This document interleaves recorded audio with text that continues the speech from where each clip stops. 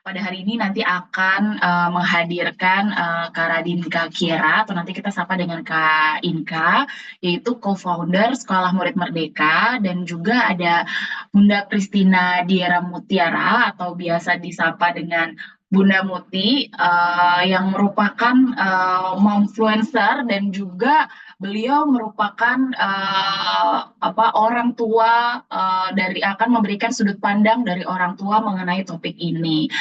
Jadi kita akan ngomongin apa sih pada hari ini? Jadi sustainability at school ini kita menyadari bahwa sekolah itu merupakan lingkungan kedua yang terpenting buat anak. Tentunya setelah keluarga, karena di sekolah anak menghabiskan waktu yang cukup lama untuk berinteraksi bersama guru, teman-teman, dan juga melakukan banyak kegiatan berkenaan dengan program-program sekolah. Karena itu kesadaran tentang lingkungan, kesadaran tentang krisis iklim, dan bagaimana pola hidup dan gaya hidup yang diterapkan di sekolah, terutama terkait dalam hal ini adalah kehidupan yang berkelanjutan atau sustainability, itu akan berpengaruh juga tuh bagi kebiasaan anak di luar sekolah, misalnya di rumah atau di lingkungan keluarga. Nah, karena itu kita nanti akan diskusi nih dengan Kak Inka dan Bunda Muti, gimana sih peran sekolah dalam mendukung untuk membentuk gaya hidup berkelanjutan bagi anak-anak, dan juga bagaimana orang tua tuh dapat berperan dalam program-program sekolah itu sehingga nanti hasilnya sesuai dengan yang diinginkan. Nah, ini adalah susunan acara kita pada hari ini. Jadi, saya nanti akan bacakan peraturan diskusi, kemudian perkenalan tentang Sekolah Murid Merdeka nih bagi ibu-ibu teman-teman yang sudah pernah dengar tapi belum tahu. Nanti juga kita akan sedikit memperkenalkan dan boleh juga nanti bertanya. Kemudian perkenalan pembicara, kemudian nanti ada talk show bersama narasumber pada hari ini, kedua orang tadi. Uh, Kemudian nanti saya akan menanyakan beberapa pertanyaan pemantik yang nanti ibu-ibu teman-teman kalau ada pertanyaan boleh di chat di kolom chat ketika diskusi sedang berlangsung, atau kalau nanti di akhir sesi misalnya dibuka sesi tanya jawab, boleh kalau misalnya mau langsung raise hand dan bertanya kepada Kak Inka atau Bunda Muti. Kemudian nanti kita akhiri dengan foto bersama. Nah, untuk menjaga supaya nanti diskusinya sama-sama enak, jadi mohon selama diskusi Bu Ibu teman-teman mematikan mic agar apapun nanti diskusi dengan bersama narasumber bisa terdengar, dan juga kalau nanti ada pertanyaan dari teman-teman juga dapat terdengar. Kemudian sebentar.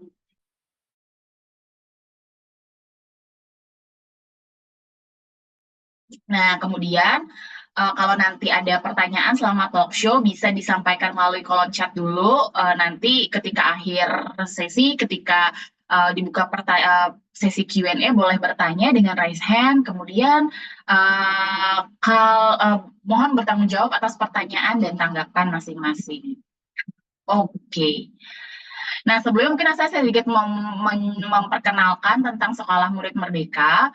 Sekolah Murid Merdeka merupakan sekolah blended learning pertama di Indonesia, dan di mana metode pembelajaran blended learning ini mengintegrasikan pembelajaran tatap muka dan daring yang membuat pembelajaran menjadi lebih efektif, menyenangkan, dan bermakna. Nah, Sekolah Murid Merdeka ini memiliki kurikulum berbasis kompetensi masa depan yang terintegrasi digital. Dengan profil pelajar yang merdeka belajar, mereka berkolaborasi dan merdeka berkarya. Murid juga dapat belajar secara fleksibel dan aktif terlibat dalam mengembangkan kompetensi di masa depan.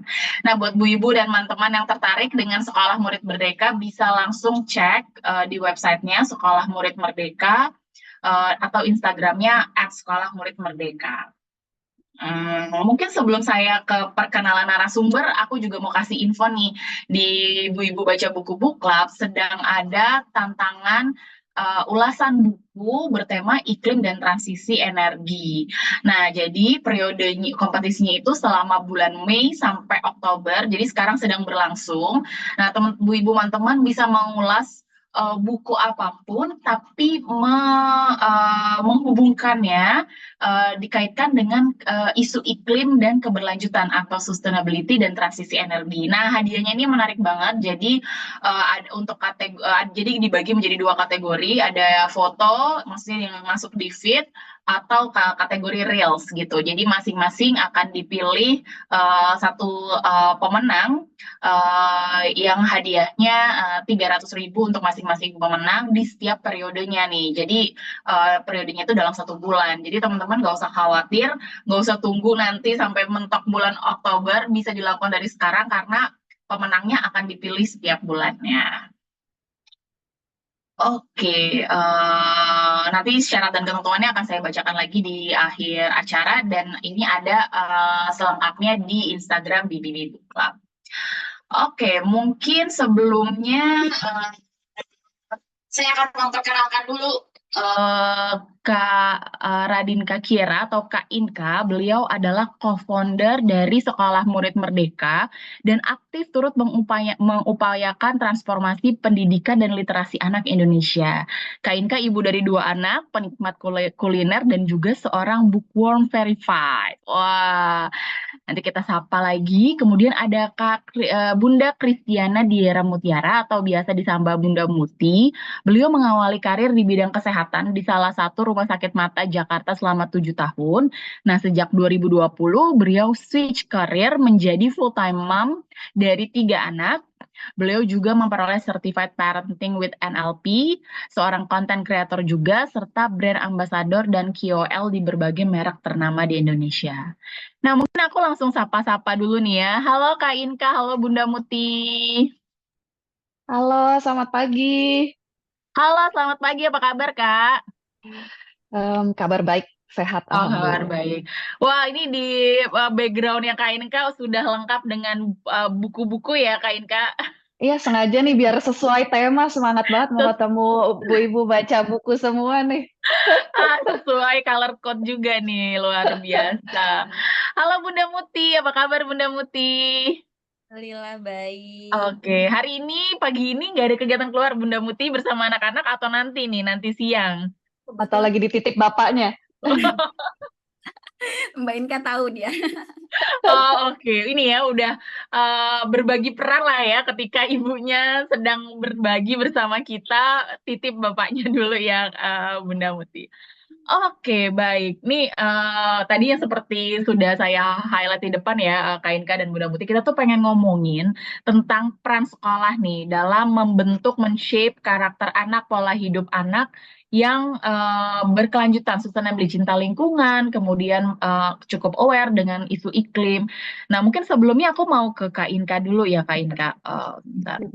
Nah, kalau dari Kak Inka sendiri nih ya, sebagai seorang co-founder dari Sekolah Murid Merdeka, gimana sih cara memandang isu perubahan iklim dan keberlanjutan ini tuh seberapa penting dan bagaimana mungkin dalam hal ini di Sekolah Murid Merdeka ya, itu terimplementasi dalam program-program sekolah? Apakah menjadi kurikulum kah atau menjadi suatu kegiatan ekstrakurikuler atau seperti apa Kak Inka kalau boleh share?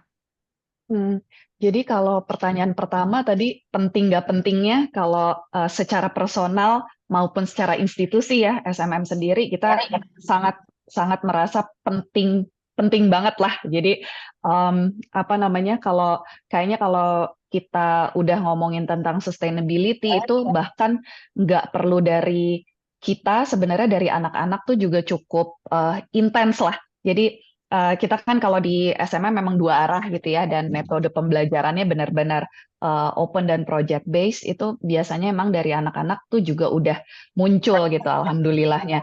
Tapi personally aku sendiri ngerasa ya emang isu ini udah jadi isu yang terutama di anak-anak zaman sekarang ya, si Gen Alpha dan ya pokoknya generasi yang sekarang sedang bersekolah ini tuh kan banyak banget apa ya, kayaknya kesadarannya sudah makin tinggi karena dampak-dampaknya sudah mulai timbul dan terlihat gitu. Jadi mungkin kalau ini adalah konteks yang dibawa di masa saya sekolah, Mbak Amel sekolah, atau Muti sekolah gitu ya, itu mungkin nggak urgent sekarang gitu ya kesannya gitu. Padahal sebenarnya ini kan dampak dari yang dulu-dulu. Tapi ini emang anak-anak sekarang tuh udah terpapar juga sama si efek-efeknya gitu.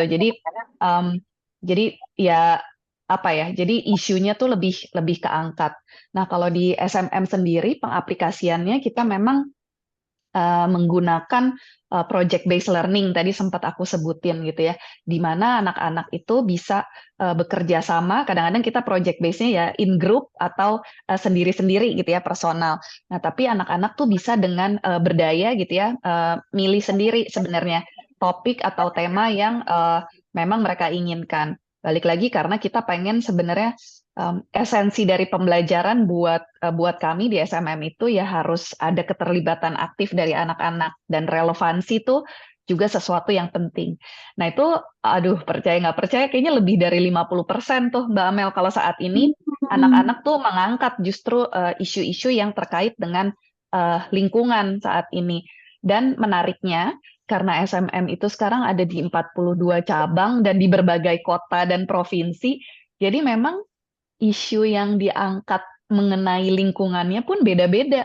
Jadi mungkin kalau teman-teman murid-murid kita gitu ya, aku kemarin ngobrol-ngobrol sama yang di Jakarta itu ya lebih ke udara gitu kan, apa yang lagi harus dikerjain karena benar-benar kayaknya isunya lagi itu gitu ya di Jakarta. Terus kemarin aku baru balik dari Jogja gitu ya ngobrol sama anak-anak SD, isunya lagi sampah. Aku nggak tahu nih ibu-ibu yang datang di sini pagi ini ada yang dari Jogja atau enggak. Kayaknya isu sampah di sana lagi apa namanya juga cukup pengelolaannya juga lagi eh, lumayan keotik ya gitu. Nah, jadi memang kalau kami dari sekolah misalnya yang kemudian mengangkat, oke, kita bikin proyeknya misalnya kita instruksional gitu ya. Jadi ngasih aja instruksi, oke, pembelajarannya sekarang tentang lingkungan, terus apa namanya, kita bikin pokoknya tentang pengelolaan sampah gitu. Nah, mungkin anak-anak yang di Jogja itu akan jauh lebih kontekstual nih kan, karena memang ya tadi aku ngelihat sampah di depan rumahku nggak ada yang ngangkat nih gitu, udah sampai hampir jam 12 gitu.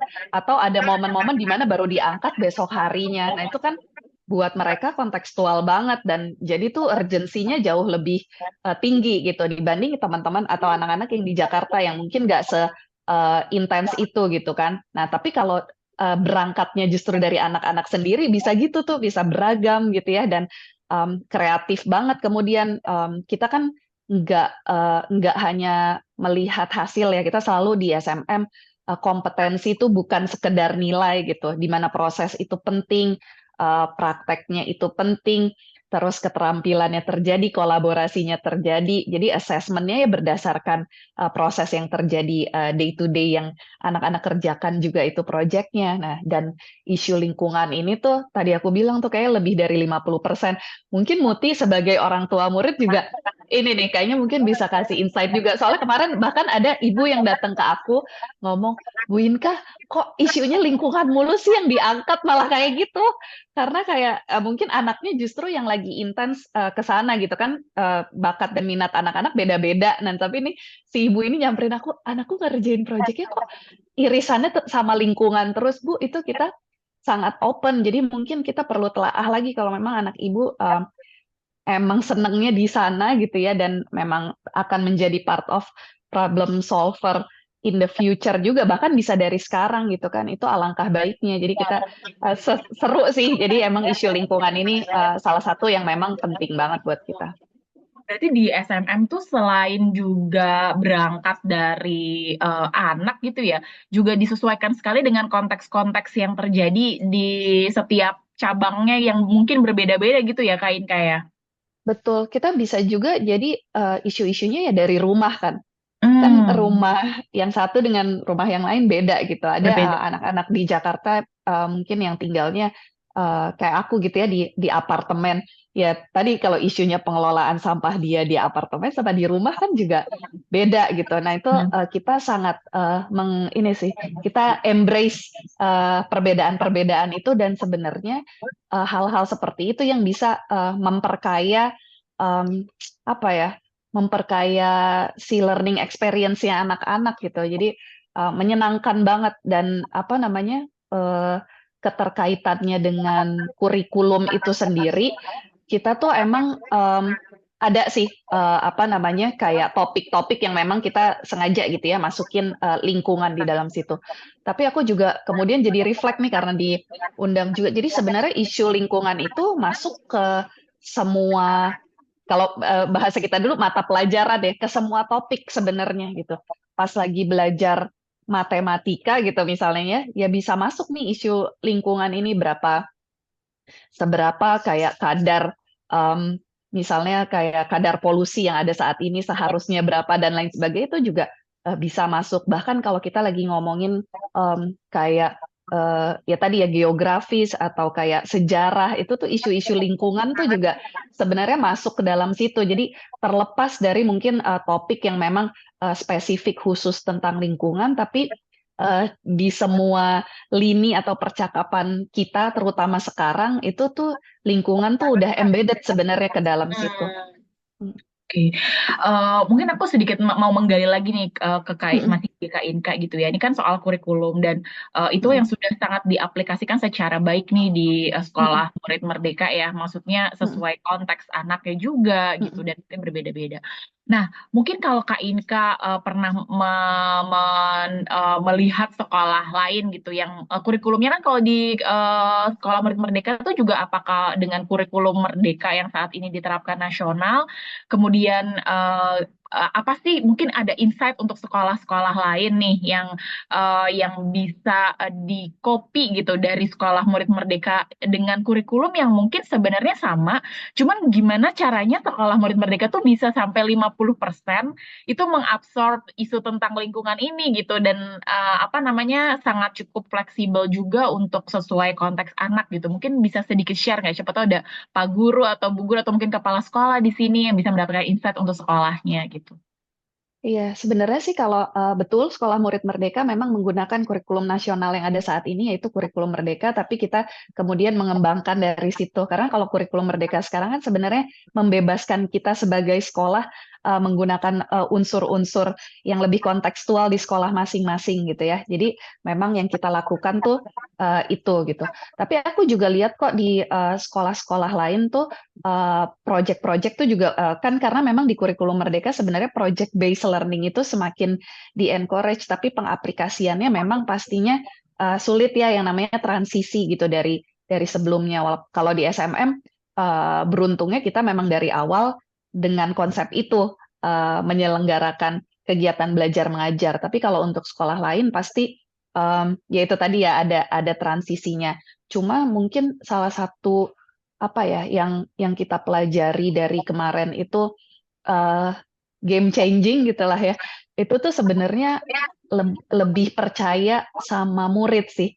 Jadi tadi itu waktu awal kita sempat kayak oke kita beneran punya topik yang spesifik tentang lingkungan dan kita ngebahasnya em, apa namanya mungkin kayak tadi pengelolaan sampah gitu ya satu gitu.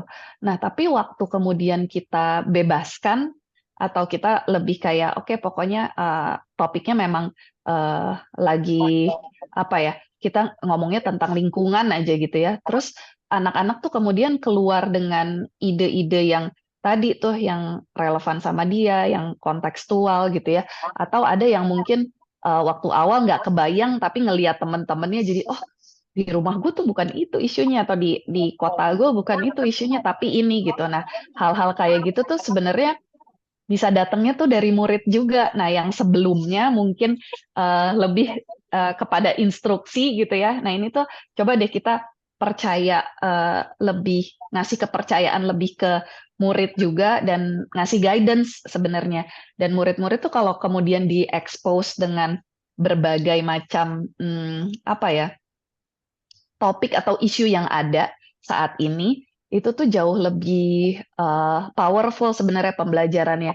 Kita tuh kalau di SMM selalu menekankan sebenarnya tadi ya kompetensi itu lebih dari sekedar nilai. Jadi why-nya tuh juga penting sebenarnya kenapa kita belajar ini. Nah, kalau memang si isu lingkungan ini masalahnya relevan banget gitu buat anak-anak zaman sekarang lebih daripada kita gitu ya, karena tadi udah di depan mata banget nih dampak-dampaknya kelihatan gitu. Jadi itu sebenarnya adalah sesuatu yang harusnya jadi nggak lebih sulit lagi gitu, karena sebenarnya udah why-nya tuh udah tahu ya, ini kalau misalnya udara makin lama makin eh, langit Jakarta makin abu-abu terus nih, gue gimana nih mau lari keluar, mau berkegiatan di luar tuh gimana gitu ya. Jadi kayak anak-anak zaman sekarang lebih SJW daripada bapak ibunya gitu kan. Itu sih mungkin kalau buat sekolah-sekolah. Sama mungkin tambahanku sedikit, ini tuh kalau kita ngomongin isu lingkungan, kita kaitkan ke kompetensi, itu tuh kalau di SMM kita ngomongnya kompetensi kepedulian. Jadi peduli itu adalah salah satu nilai atau kompetensi yang penting banget, kita rasa penting banget di uh, masa depan. Dan kalau kita tarik ke saat ini aja gitu ya, itu agak sulit ya dengan teknologi sosial media dan segala exposure dan noise yang ada saat ini tuh mungkin ada kecenderungan untuk lebih individualis, atau kayak koneksi itu atau being presence tuh juga jadi uh, sulit gitu ya. Itu tuh si kepedulian ini tuh agak agak sulit tuh di apa ya? Mungkin kalau dibandingkan sebelum-sebelumnya gitu. Dan ini sangat mempengaruhi sebenarnya kecerdasan emosional anak-anak juga. Nah, si kompetensi kepedulian ini sebenarnya salah satu stimulus yang paling baiknya itu adalah interaksi dengan lingkungan. Nah, kalau kita ngomongin interaksi dengan lingkungan, itu sebenarnya hal-hal kecil yang dilakukan sama sekolah. Yang ini aku mungkin uh, punya privilege enough untuk kemudian ngelihat banyak sekolah gitu ya di Indonesia. Sudah banyak banget terjadi contoh kecil nih ya Mbak Amel, kayak ada piket untuk nyiram tanaman, ada piket buat ngasih makan kura-kura gitu ya yang dipelihara di sekolah. Itu tuh em, hal-hal yang kesannya kecil gitu, tapi si kepedulian ini tuh kalau ditarik panjang sebenarnya akan menjadi sesuatu yang sangat dibutuhkan ke depannya. Nah, itu tadi baru yang apa namanya ya, interaksi ke alam gitu ya, tapi nanti interaksi sama teman, kita bikin circle time di kelas kemudian menanyakan kabar masing-masing, itu juga apa ya, bisa ada koneksinya satu sama lain sebenarnya. Dan lingkungan itu adalah salah satu part yang penting juga, dan sebenarnya raise their apa namanya emotional intelligence juga. Jadi ngaruhnya sebenarnya kemana-mana tuh kalau kita ngomongin si lingkungan ini. Ya, ya, oke. Terima kasih Kak Inka. Jadi itu sebenarnya sekolah apa namanya dengan kurikulum yang sekarang itu sangat bisa ya Kak Inka, karena kan lebih fleksibel untuk misalnya menerapkan dan memasukkan apa namanya project based learning, di mana anak nanti bisa berinteraksi dengan lingkungan, dengan teman sebaya, which is nanti menumbuhkan tadi kompetensi kepedulian yang penting banget untuk isu ini. Baik, mungkin aku mau ke Bunda Muti dulu nih, Bunda Muti, dari sudut pandang orang tua ya. Nah, bagaimana sih orang tua murid tuh melihat satu urgensi dari isu ini, yang kedua gimana orang tua murid tuh menilai peran sekolah, memandang peran sekolah dalam hal ini untuk mendukung uh, pola hidup anak yang berkelanjutan dan juga awareness anak gitu. Apakah mungkin bisa share sedikit pengalamannya Bunda Muti ini dalam menyekolahkan anaknya di Sekolah Murid Merdeka? Apa sih yang Bunda Muti merasa, oh, hal-hal seperti ini nih di mana apa namanya sekolah bisa berperan penting dalam membentuk karakter anak yang seperti itu.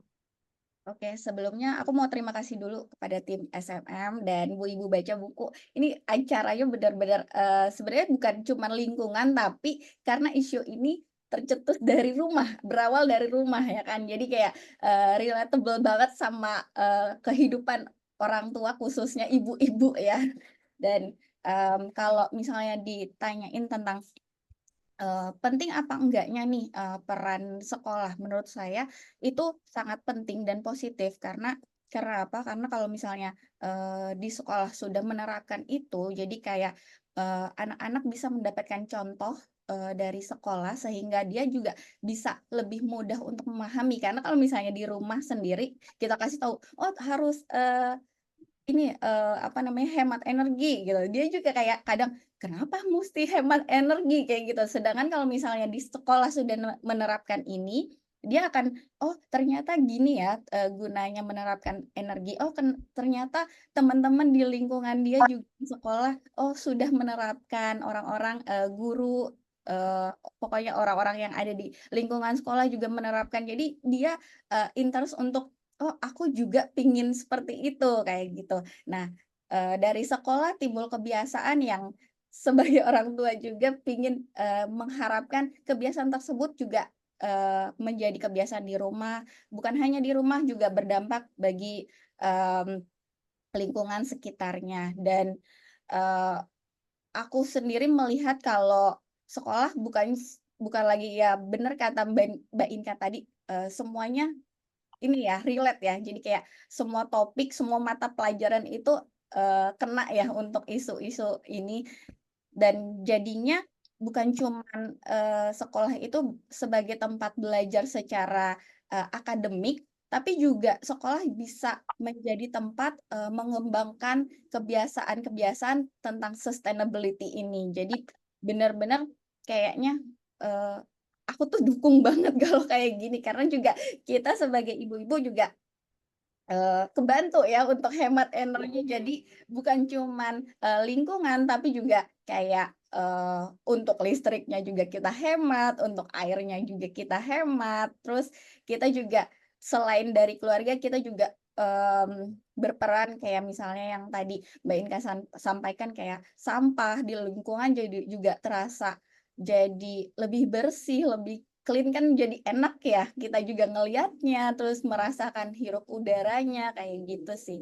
Jadi benar-benar, menurut aku untuk sekolah yang menerapkan ini benar-benar penting dan positif, kayak gitu. Oke, berarti maksudnya si anak-anak ini ketika dia punya gaya hidup baik gitu yang sudah diterapkan di sekolah itu juga membantu ibu-ibu di rumah gitu ya. Apa namanya? Jadi juga mungkin ada bisa di-share nggak Mbak Muti? Ada nggak tuh tiba-tiba Mbak Muti justru belajar dari anaknya sesuatu hal yang diterapkan di sekolah, terus akhirnya Mbak Muti itu belajar akhirnya ya lingkungan rumah ikut mengadaptasi gitu. Mungkin adakah? Sebenarnya sih banyak ya, karena SMM tuh udah banyak banget ngajarin anak-anak tentang sustainability ini. Jadi kayak contohnya ini kalau untuk yang sederhana kan kayak matikan lampu, terus matiin TV kalau misalnya udah nggak ditonton, itu kayak hal-hal sederhana itu juga sudah diterapkan SMM.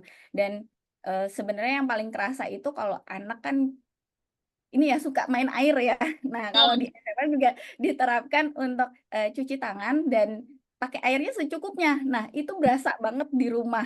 Kenapa? Karena kayak abis cuci tangan mereka langsung matiin air. Yang biasanya ya udah ditinggal aja itu airnya gitu. Nah, sekarang udah mulai terbiasa abis cuci tangannya juga nggak sampai banyak banget dan akhirnya airnya dimatikan kayak gitu. Dan itu kan contoh yang sederhana. Kalau yang saya pun di rumah ini, oh ternyata bisa ya, itu ada satu hal. Jadi kayak waktu itu anak saya PAUD B, kebetulan PAUD di SMM Harapan Indah, ini ditugaskan sama gurunya untuk bawa buah pisang sama botol kosong, kayak gitu. Hmm. Nah, terus pulang-pulang ternyata dia dengan semangat bilang, "Enggak, aku bikin pupuk organik cair," dia bilang gitu. Oh Oh, ternyata buah pisangnya itu aku pikir untuk dimakan, tapi emang benar untuk dimakan dulu di sekolah dan pas pulang ternyata kulit-kulitnya itu diberdayakan untuk jadi pupuk organik cair yang sebelumnya aku pun juga nggak tahu caranya bikin pupuk organik cair itu gimana. Terus dia ngejelasin, nanti nanti ini ditunggu dulu ya sampai 7 hari ya Nda," kata bu guru dia bilang gitu. "Oh, oke, terus nanti kalau udah 7 hari disiram ke tanaman yang layu gitu, nanti tanamannya bakalan dan dia juga cerita gitu jadi excited. Oh oke, pas kita tunggu 7 hari kita siram ternyata benar berhasil tanamannya yang tadinya layu jadi segar dan itu juga saya baru baru tahu, oh ternyata bikin pupuk organik cair tuh semudah ini gitu. betul. Iya dan saya juga apa, baca buku yang Bu Ibu ini juga kasih referensinya itu yang 360 ways itu, dan di situ juga dijelaskan kalau pupuk kimia itu ternyata sangat bahaya buat lingkungan ya. Jadi kayak, oh iya ternyata kita harus beralih nih, kalau di rumah kebetulan juga ada banyak tanaman ya, kebetulan saya juga suka nanam-nanam dan lihat yang hijau-hijau, jadi kayak, oh oke ternyata nggak perlu pakai pupuk kimia, bisa bikin sendiri nih pupuk organik cair yang ternyata mudah dan murah, itu sih. Oke, jadi ini ya aku kebayang sih excitednya anak-anak ya. Anaknya Bunda Muti usia berapa, Bunda? Itu waktu dia umur 4 tahun. Hmm. Tahun.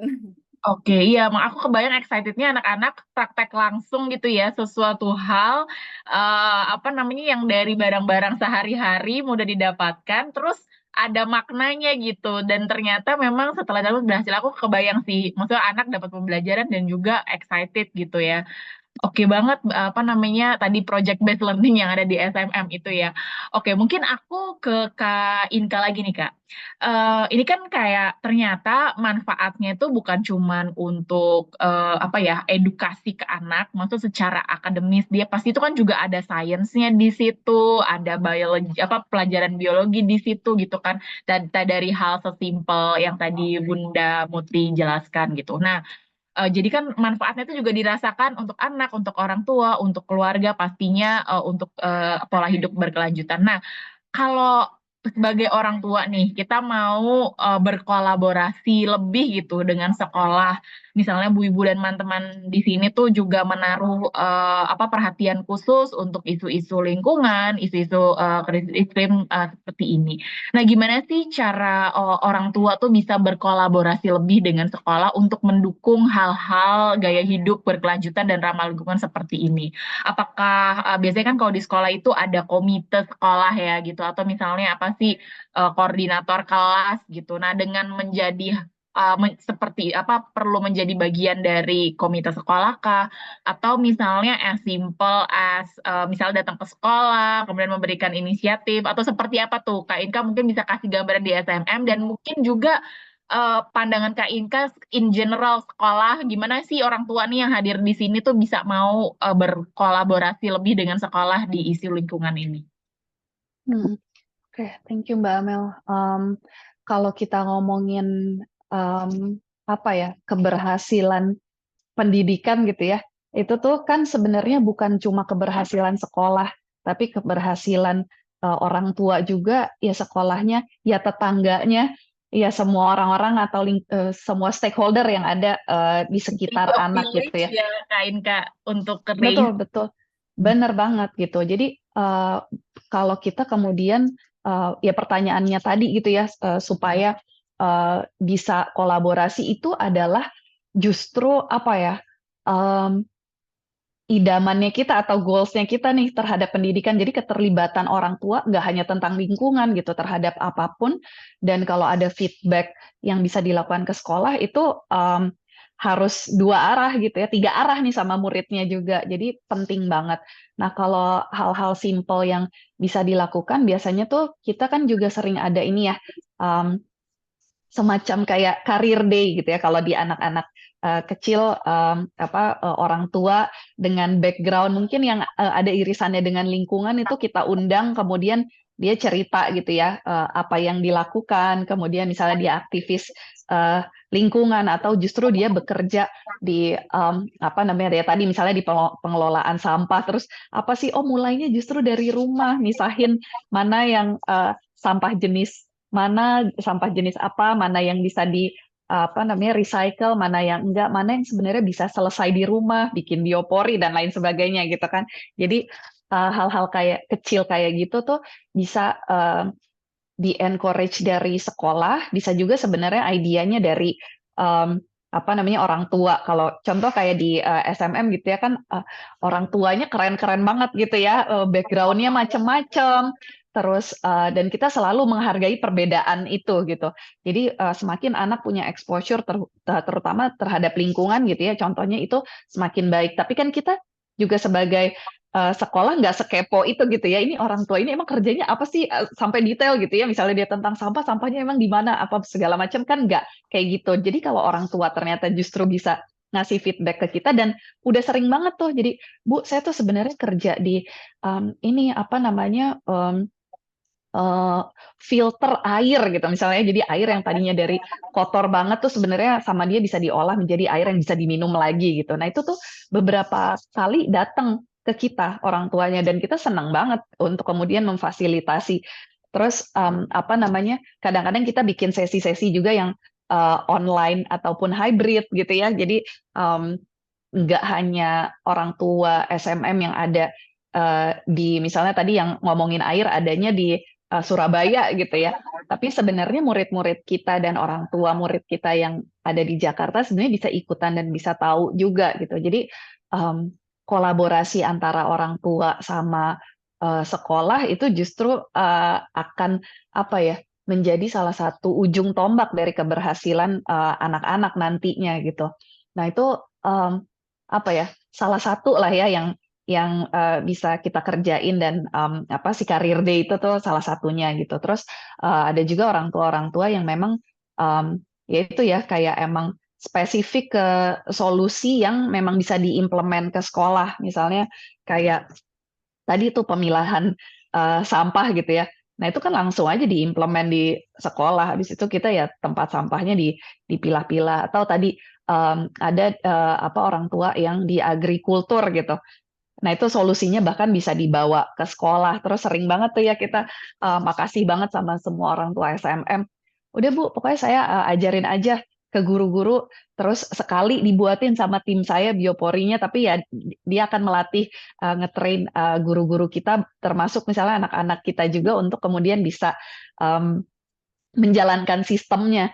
Jadi ya sustainable banget gitu kan sampai ke belakangnya. Nah itu tuh yang sering terjadi dan kayaknya nggak sulit ya dilakukan sama sekolah-sekolah lain atau orang tua yang ada di sini juga bisa kayak ngasih juga gitu atau proaktif ke sekolah juga. Nah, kita juga ada kerjasama sih contohnya sama WWF dan HII gitu ya.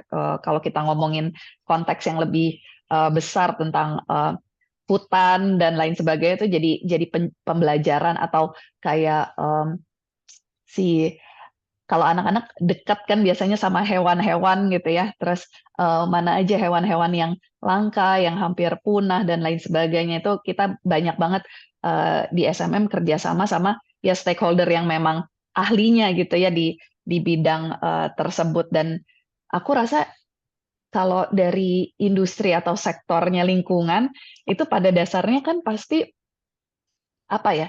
Ini kan tujuan besar ya kalau kita ngomongin lingkungan. Itu pasti mau kolaborasi. Jadi bukan sektor yang sulit untuk dideketin sama kita pihak sekolah karena kita juga mempermudah tujuannya dia nanti gitu kan si goals utamanya dia dan eh, kalau kita ngomongin lingkungan terus tadi ya contohnya matiin lampu kalau udah selesai atau matiin keran air kalau misalnya udah selesai itu kan hal kecil tapi mupuk karakter anak sampai ke depannya kan untuk berhemat untuk eh, beli yang dibutuhin aja apa namanya hal-hal kayak gitu tuh kayak emang harus dipupuk dari kecil dan ya emang targetnya harus sedini mungkin gitu dibiasakan dan sebenarnya apa ya tadi kolaborasi tadi tuh juga sebenarnya nggak benar-benar butuh alignment sama orang tua karena tadi ya Muti bilang juga ya soalnya ada hal-hal yang justru kita taunya dari anak-anak gitu terus anak-anak taunya dari sekolah tapi ada juga justru hal-hal yang anak-anak taunya dari orang tua terus guru taunya dari si anak bisa jadi banget kayak gitu. Jadi si kolaborasinya secara ekosistem harus dijagain dan komunikasinya jadi penting banget tuh antar para stakeholder. Tapi tadi hal-hal kecil kayak gitu benar-benar bisa dilakuin sih. Di SMM kita kan juga udah nggak make plastik. Nah ini pentingnya kolaborasi juga. Jadi penguatan tuh nggak bisa cuma dari sekolah gitu ya. Jangan pakai plastik lagi misalnya gitu. Terus ke sekolah ya bawa tumbler, bawa tempat makan. Terus kalau apa namanya tumblernya kosong ada dispenser gitu kan. Kayak itu aja udah ngurangin banyak banget. Tadi eh, Muti juga bilang kayak apa namanya, di rumah sesuatu yang bisa diimplement di rumah tuh balik lagi relevansinya sama anak, terus impactnya buat anak ngelihat tanaman yang tadinya udah mau layu terus jadi hidup lagi, itu karena dia bisa apa ngelihat gitu ya, visualize dengan baik, jadinya melekat banget tuh buat si anak gitu ya. Dan kayaknya kalau kita ngomongin sampah rumah tangga tuh kan salah satu sampah yang banyak banget ya secara komposisi gitu, to the whole ecosystem. Jadi kalau kita mulainya dari rumah tapi dan bisa mempengaruhi sebenarnya mungkin 25 anak di satu kelas, itu impact-nya sebenarnya bakal banyak banget ke depannya. Dan aku ngerasa selama ini sebagai sekolah nggak pernah sulit tuh kolaborasi sama industri, tapi penguatannya juga dibutuhkan gitu. Di sekolah kita ngelatih anak-anak untuk milah-milah sampah, untuk matiin apa namanya lampu pas udah nggak dibutuhin gitu ya. Tapi Bapak sama Ibu di rumah melakukan hal itu nggak gitu kan? Jadi penguatannya juga perlu dari rumah gitu. Kalau misalnya kita cuma ngomong di sekolah, tapi di rumah mentor-mentor atau guru-gurunya di rumah ini tuh nggak melakukan hal tersebut, pasti akan jauh lebih sulit buat kita gitu. Makanya kita juga sering biasanya nge-share juga. Dan karena kita blended, jadi pembelajaran tuh udah ada dan bisa dilihat sama orang tua sebenarnya day by day-nya tuh apa. Jadi yang belajar sebenarnya bukan cuma anak harapannya, tapi juga ya orang tua dan guru-gurunya juga tadi justru belajar dari para orang tua. Itu sih Mbak Amel. Kalau itu yang udah praktek baik yang diterapkan di SMM ya. Nah, aku pengen tahu juga nih Kak Inka, mungkin Kak Inka pernah berkeliling juga ke berbagai sekolah ya. Mungkin ada sekolah negeri, sekolah swasta, apa namanya, yang mungkin penerapan kurikulumnya itu belum blended dan se-fleksibel dari SMM. Nah, kalau untuk sekolah-sekolah seperti itu, misalnya di luar SMM yang kita sudah apa namanya melihat bahwa penerapannya oke banget nih dari sisi flexibility, dari sisi kolaborasi orang tua. Nah, gimana sih cara orang tua tuh bisa masuk gitu? Kadang tuh aku juga kayak pengen mengasih ide ke sekolah anakku, cuman aku oke nggak ya gitu. Kayak misalnya nih kita orang tua nih mau membuat suatu ide, misalnya pemisahan sampah di sekolah, misalnya simple, atau misalnya buat activity buat anak-anaknya untuk tahu bagaimana memisahkan sampah, atau misalnya setelah dipisahin terus sampah itu sebenarnya dibawa kemana sih, misalnya seperti itu. Nah, enaknya itu apakah dengan muridnya, apa dengan apa wali kelasnya, atau dengan kepala sekolahnya, atau masuk melalui komite sekolah? Mungkin Kak Inka ada insight nih, kira-kira kalau buat orang tua seperti kita, misalnya sekolahnya belum se-fleksibel FMM gitu dalam penerapan dan kolaborasi, masuknya lewat mana tuh Kak Inka enaknya? Layaknya murid yang beda-beda, setiap sekolah juga beda-beda ya, jadi terpersonalisasi banget. Aku yakin ada mungkin guru-guru yang udah bisa lebih berdaya, sehingga kalau ibu-ibu atau bapak-bapak di sini masuknya lewat buku, lewat si gurunya, itu udah bisa gitu kejadian. Tapi mungkin ada sekolah tertentu yang emang masuknya harus lewat si komite orang tua. Ada sekolah tertentu yang emang gurunya udah ah aduh Pak Bu, nggak bisa ini kayaknya, Bapak Ibu coba ngomong aja ke apa namanya, ke kepala sekolah deh gitu. Atau ntar ada juga yang kepala sekolah yang ngomong kayaknya Bapak Ibu ngomongnya sama ketua yayasan aja, bisa jadi kayak gitu. Tapi ya kalau nggak dicoba kita nggak tahu juga gitu kan sebenarnya eh, gimana. Dan akan jauh lebih mudah sebenarnya mungkin kalau misalnya ada contohnya gitu. Misalnya ya apa namanya, ngebawa aja sebenarnya kan what's in it for them juga. Kalau di apa namanya, kurikulum atau biasanya kan suka ada ini ya, sosialisasi sebenarnya pembelajaran anak-anak setahun ini tuh ke depan akan apa aja. Nah, itu kalau bisa masuk ke dalam situ akan jauh lebih gampang tuh diadopsinya kemudian sama sekolah gitu kan.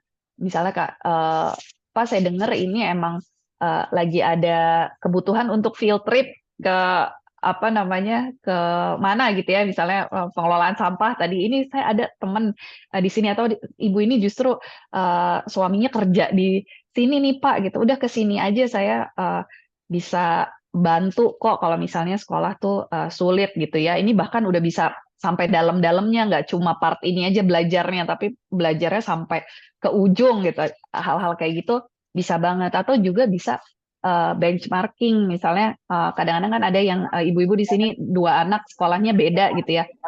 Atau ya misalnya ngobrol sama teman-teman lain, ini kemarin ada belajar ini nih di sekolah ini gitu. Kemudian soalnya kita di SMM juga suka kayak gitu. Bu, misalnya contohnya di sana kayaknya pelajaran ininya bisa lebih banyak deh atau apa.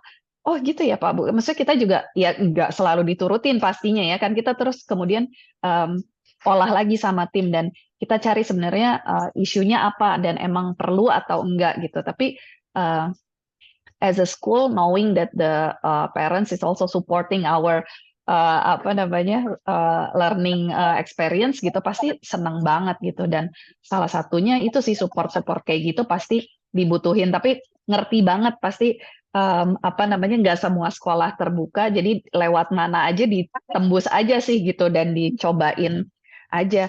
Karena mungkin kalau kalau sampai mentok banget gitu ya, worst case banget, Mbak Amel nggak tembus sama sekali, sebenarnya juga mungkin dalam skala terkecil, misalnya grup WA orang tua, ajakin aja gitu, jadi bikin aja ya emang bukan kegiatan yang formal dari sekolah, tapi bentuknya adalah sesuatu inisiatif dari salah satu orang tua dan yang mau ikut silahkan gitu kan. Mungkin ya itu worst case sih, pastinya lebih kalau ya tadi privilege enough kalau di SMM kita memang mengintegrate itu ke dalam kurikulum dan pembelajaran, tapi kan kita tahu sebenarnya maknanya nih untuk kehidupan sehari-hari. Jadi Ya. pun kalau misalnya ternyata di dalam satu kelas yang punya apa ya kepedulian tentang ini tuh juga bukan cuma Mbak Amel, tapi ternyata ada 2 atau 3 orang tua lain, ya udah ajak aja gitu ke Oh, untuk melakukan inisiatif apapun tuh yang kemudian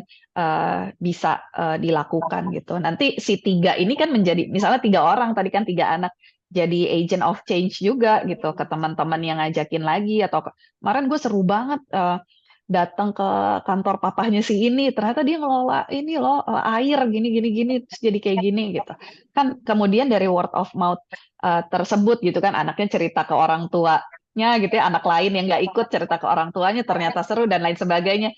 Selalu soal itu gitu kan. Jadi mungkin justru datangnya bisa dari grassroots.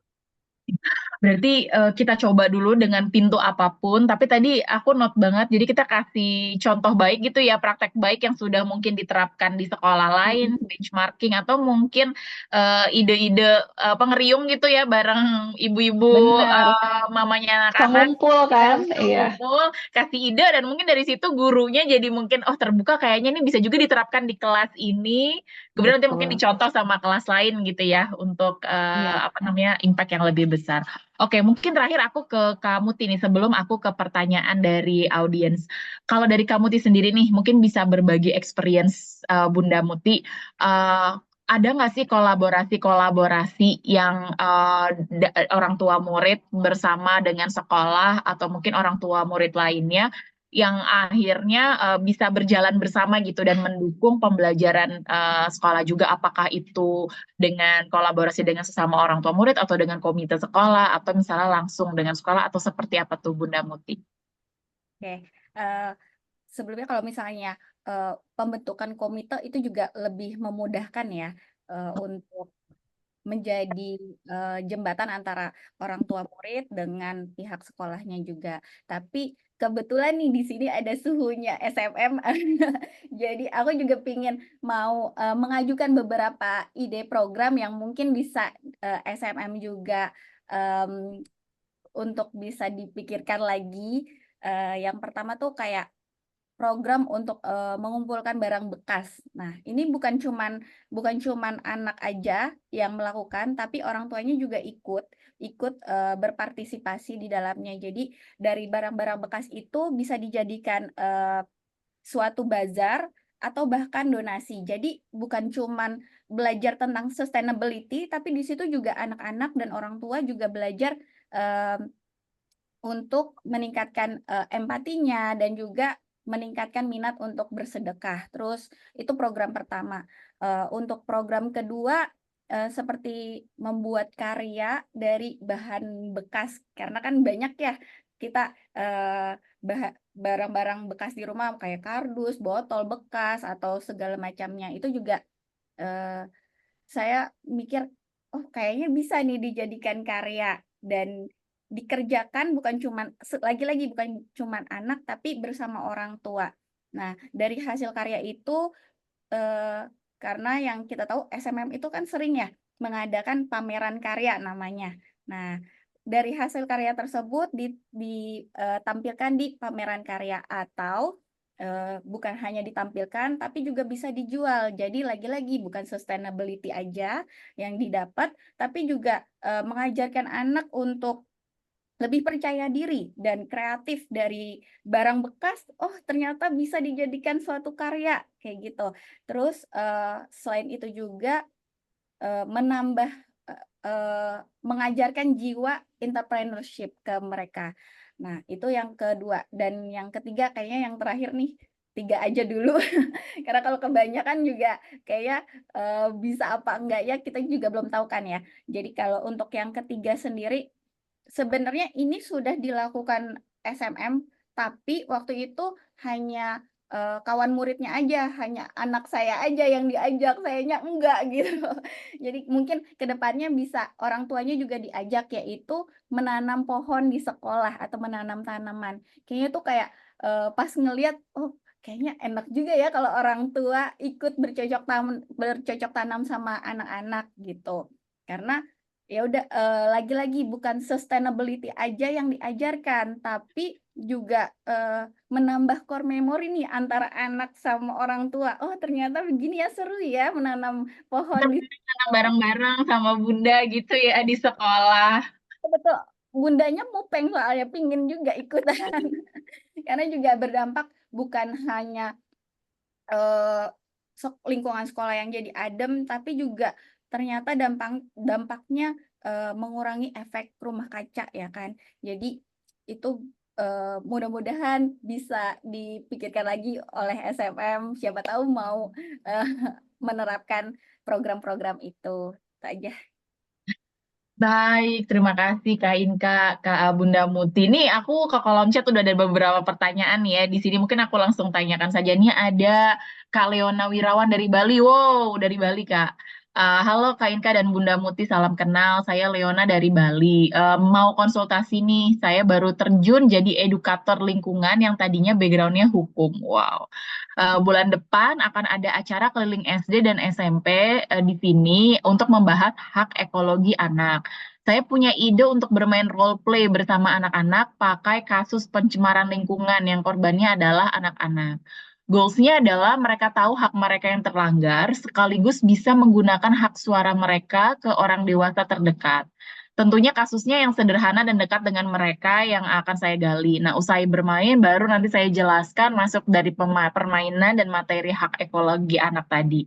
Nah, mungkin ada tips and trick supaya lebih bisa masuk ke mereka, sebab saya merasa isu lingkungan saya merasa isu lingkungan apalagi bahas kasus itu jatuhnya jadi berat banget. Nah, ini untuk anak SD dan SMP nih. Mungkin ke Kak Inka dulu ya. Ada tips nggak Kak nih supaya masuk gitu ke anak-anak ini?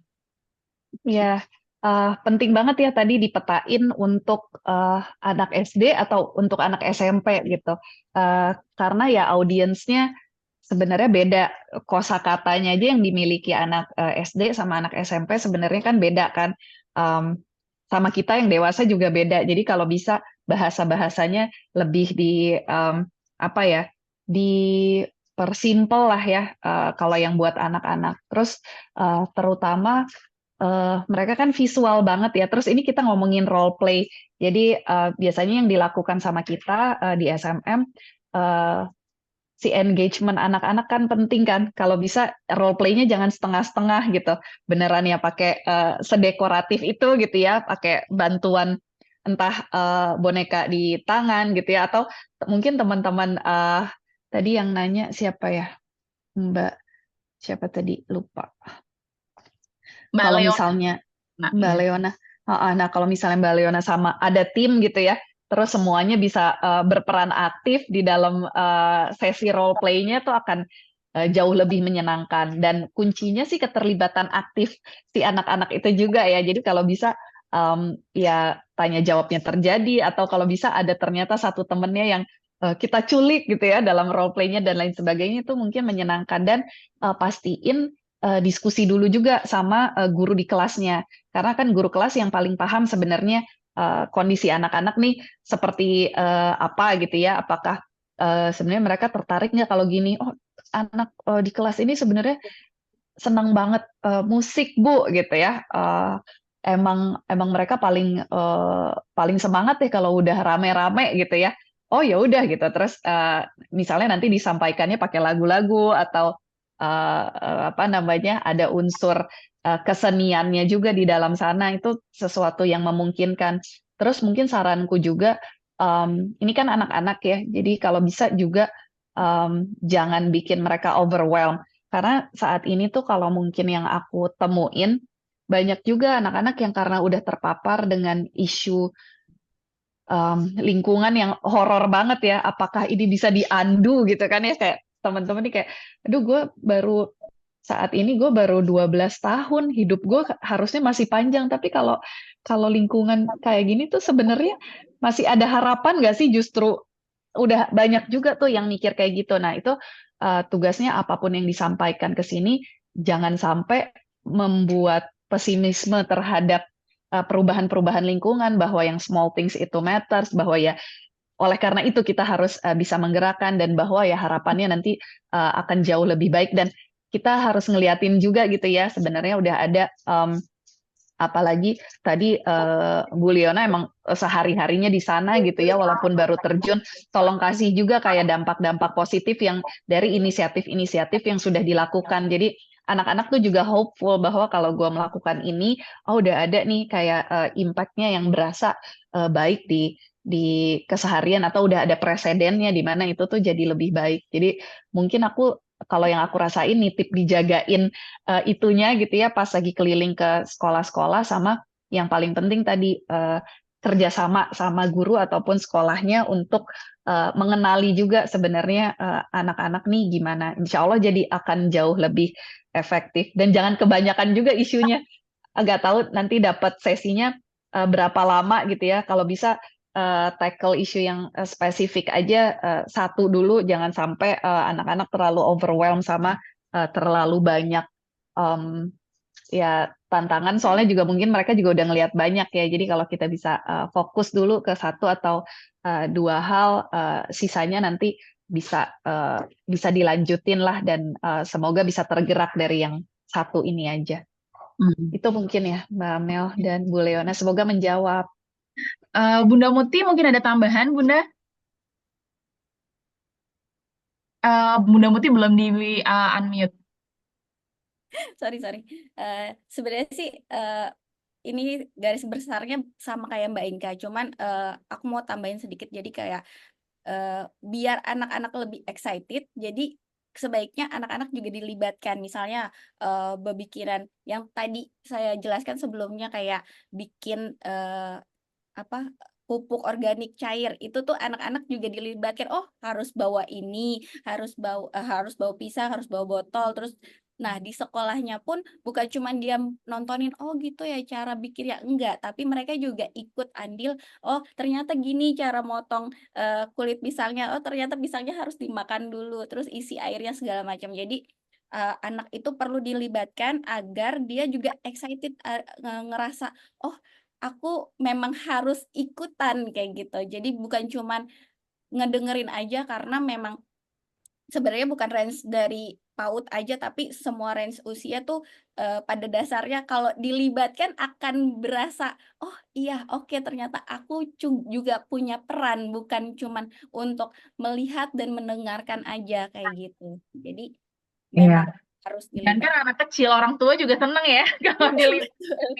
Betul, Nah, jadi kita jadi praktek langsung gitu. praktek langsung, pembelajaran tuh jadi dapat dari semua indera gitu ya, nggak cuma ngeliat tapi juga tangan bekerja dan lain-lain. Moga-moga menjawab tuh Kak Leona ya. Jadi ini kalau ini share bahwa metode tadi tuh diambil saat belajar perkuliahan hukum gitu ya. Jadi menganalisa kasus dan peradilan semu semacam role play. Nah, cuman ini pengen diterapkan untuk anak-anak, tapi substansinya tuh nggak berat gitu hukum politik, tapi apa namanya dapat isunya. Nanti tadi mungkin beberapa tips tuh Kak Leona, yaitu pakai atribut, kemudian semua anak dilibatkan, mungkin semua anak nanti dapat peran Kak.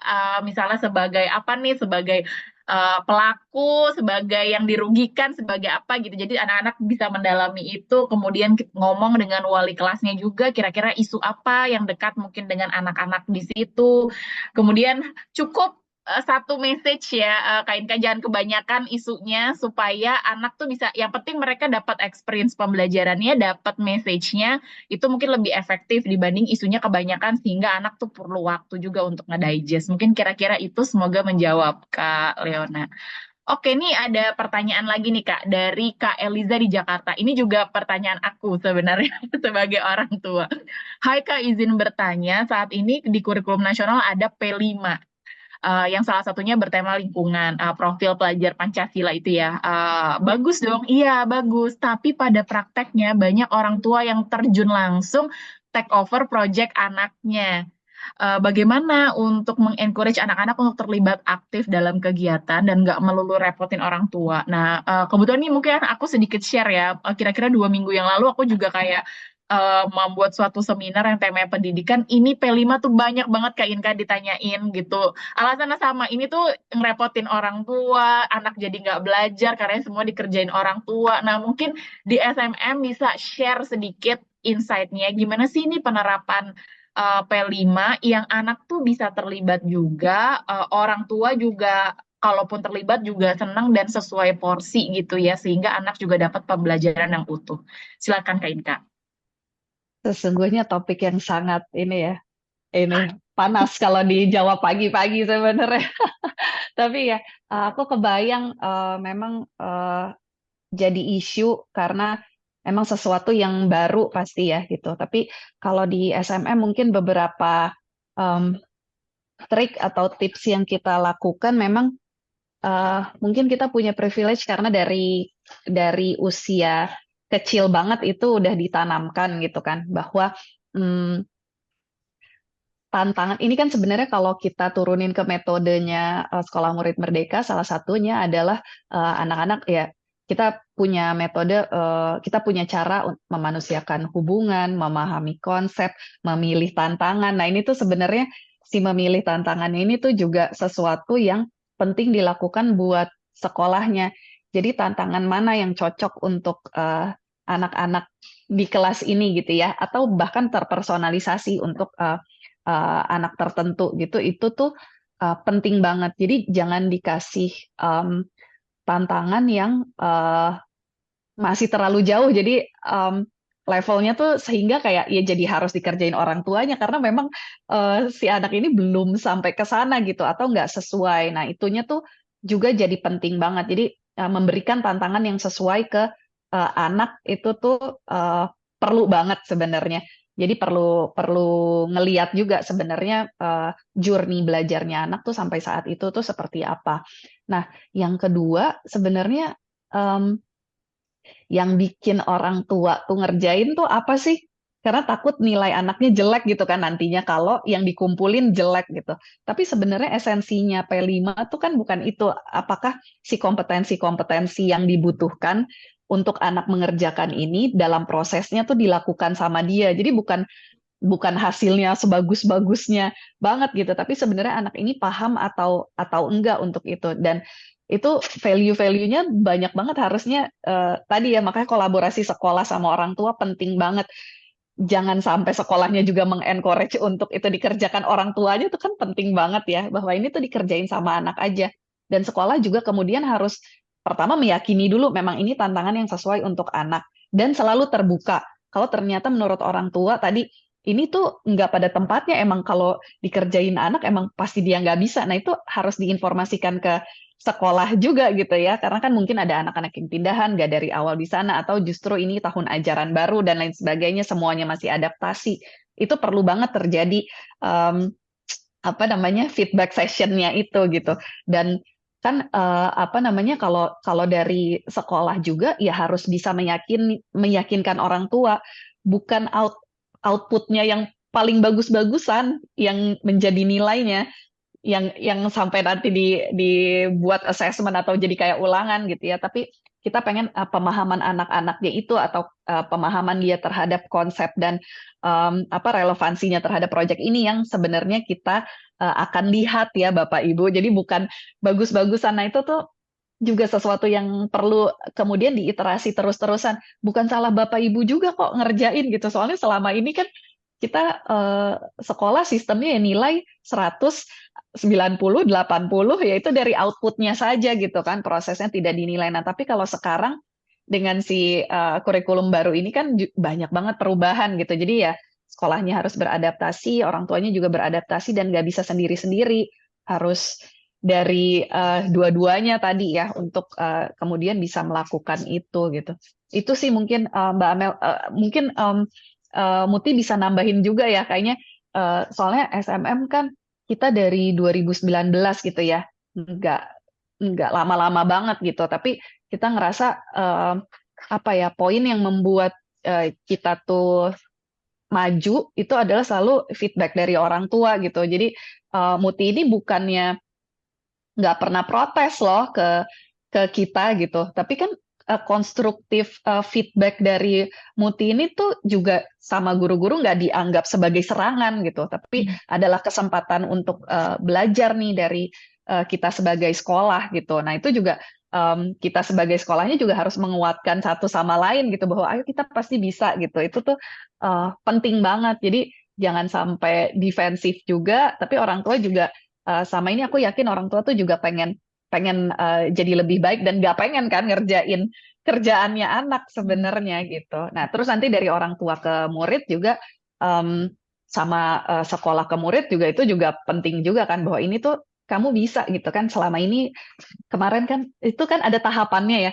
Kemarin kan kita udah ngerjain yang ini nih anak-anak. Nah, sekarang nih kita maju lagi ya ke sini gitu. Jadi kalau tantangan yang diberikan adalah tantangan yang sesuai, sebenarnya akan selalu challenging tadi buat anak gitu. Kayak tadi Muti bilang kemarin bikin pupuknya dari pisang gitu. Terus nanti kan kemudian nanya lagi ya, apa lagi ya gitu yang kemudian bisa untuk apa namanya? Oh, kalau tadi mungkin dari tanaman yang layu jadi tanaman yang apa namanya? Jadi nggak layu lagi gitu. Tapi ada nggak ya solusi untuk tanaman yang udah patah atau yang udah gini gitu? Sebenarnya anak juga kemudian terbiasa gitu si challenge-nya tuh naikin lagi naikin lagi naikin lagi tapi jangan dari situ tiba-tiba ke sini gitu ya. Perlu ada step-stepnya gitu dan itu bisa jadi kan nggak semua sekolah apa namanya terbiasa gitu kan melakukan itu dan caranya untuk kemudian bisa jadi kayak gini nggak langsung gini ya orang tuanya juga harus ngasih um, feedback juga gitu. Nanti lama-lama akan jadi perbaikan bersama. Itu sih mungkin Terima kalau kasih dari Kak. aku. Aku mau nanya yang jadi menarik nih ke Bunda Muti ya. Tadi dibilangin pertama mungkin soal tadi ya keterlibatan orang tua dalam pekerjaan yang harusnya menjadi tugas anak. Itu kalau pengalamannya Bunda Muti itu seperti apa sih dengan anak supaya anak tuh juga dapat pembelajarannya gitu. Sama yang kedua tadi gimana tuh Kak cara protes ke sekolah kalau ada yang nggak match tapi tetap konstruktif dan akhirnya maksudnya sekolah juga buy-in gitu ide-idenya Bunda Muti sehingga berdampak positif juga dan konstruktif ke pembelajaran di sekolah. Mungkin di SMM aku udah tercatat nih ibu bawel nih kayaknya karena emang komplain melulu gitu. Tapi komplainnya bukan yang negatif, cuman untuk membangun juga. Jadi nah enaknya di SMM itu kan bisa personal chat sama gurunya tuh bisa intens ya. Jadi kalau misalnya dirasa ada yang nggak sesuai, makanya kita sebagai orang tua juga perlu aktif juga untuk bertanya sama gurunya. Dan begitu juga gurunya pun perlu aktif juga nih untuk menjawab pertanyaan-pertanyaan dari orang tua. Nah, kebetulan di SMM ini yang aku suka juga karena dia mix age ya.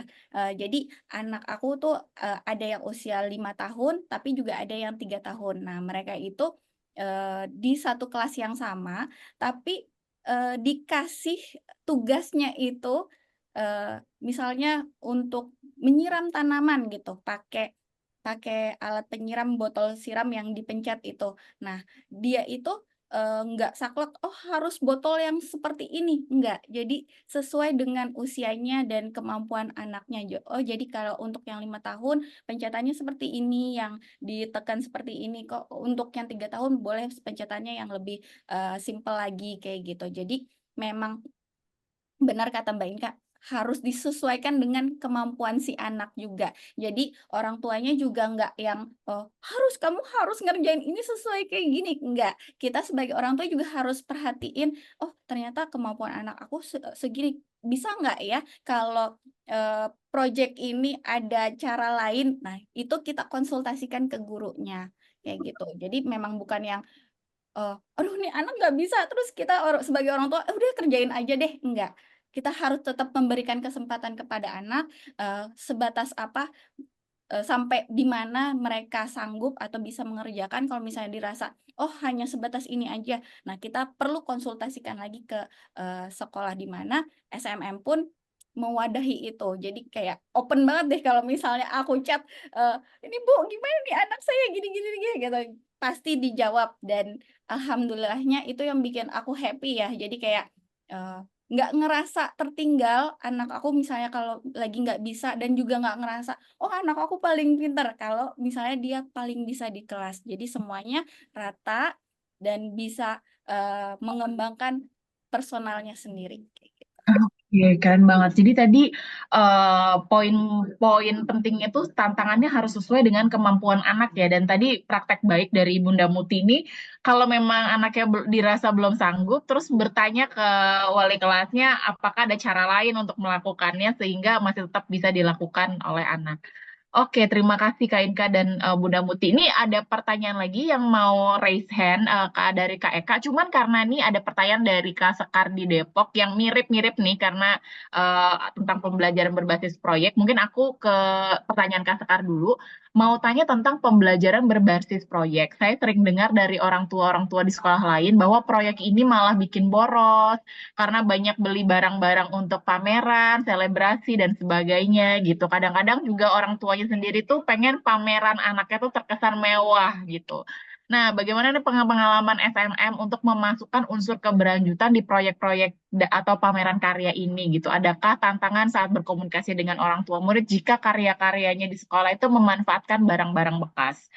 Mungkin ke Kak Inka dulu, baru nanti ke Bunda Muti. Gimana nih, Kak? Iya, boleh-boleh nanti Muti pasti nambahin sih. Tapi kayaknya mostly yang kita pakai kalau di SMM ya di SMM emang barang bekas sih.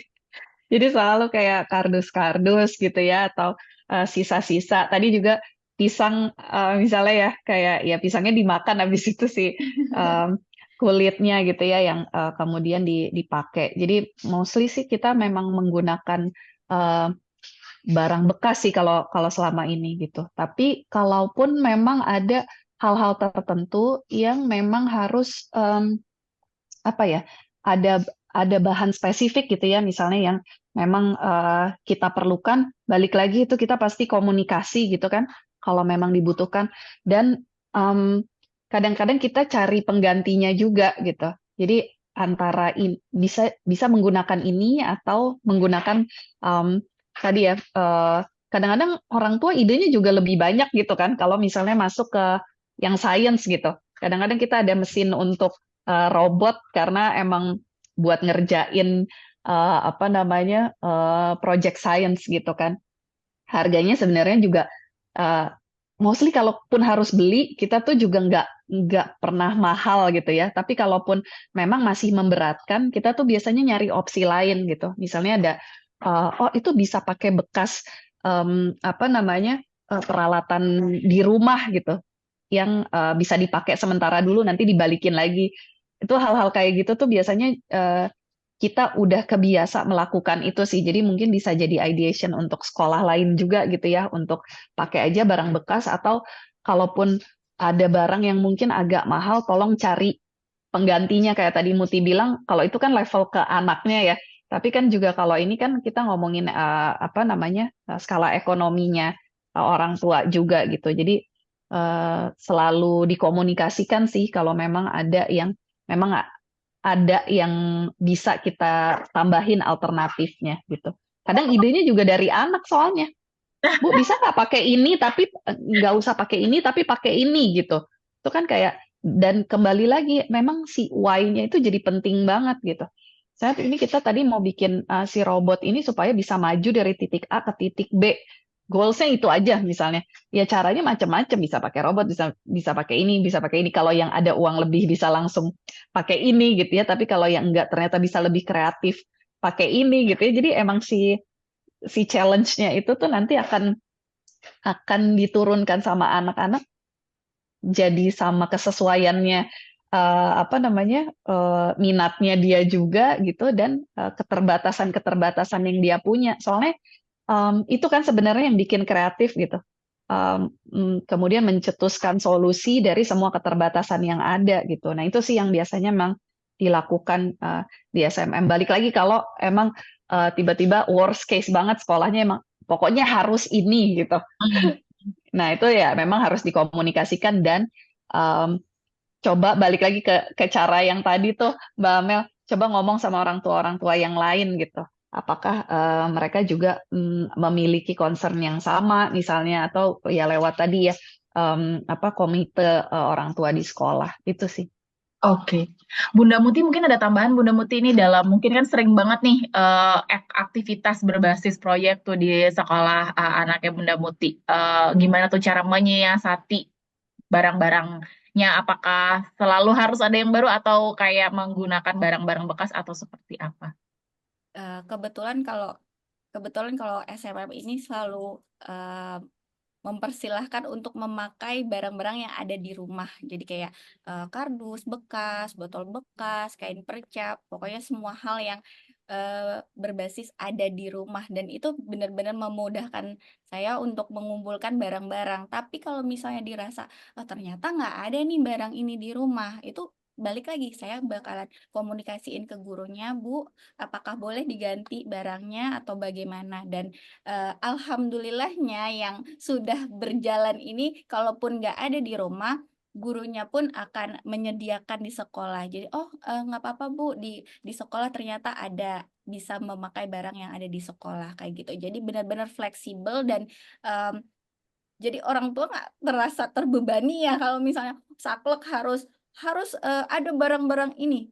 Bukan cuma anaknya yang stres, tapi orang tuanya juga pasti stres di rumah. Apalagi Ada kalau baru barang. dikasih taunya H-1 ya, Iya, Bunda.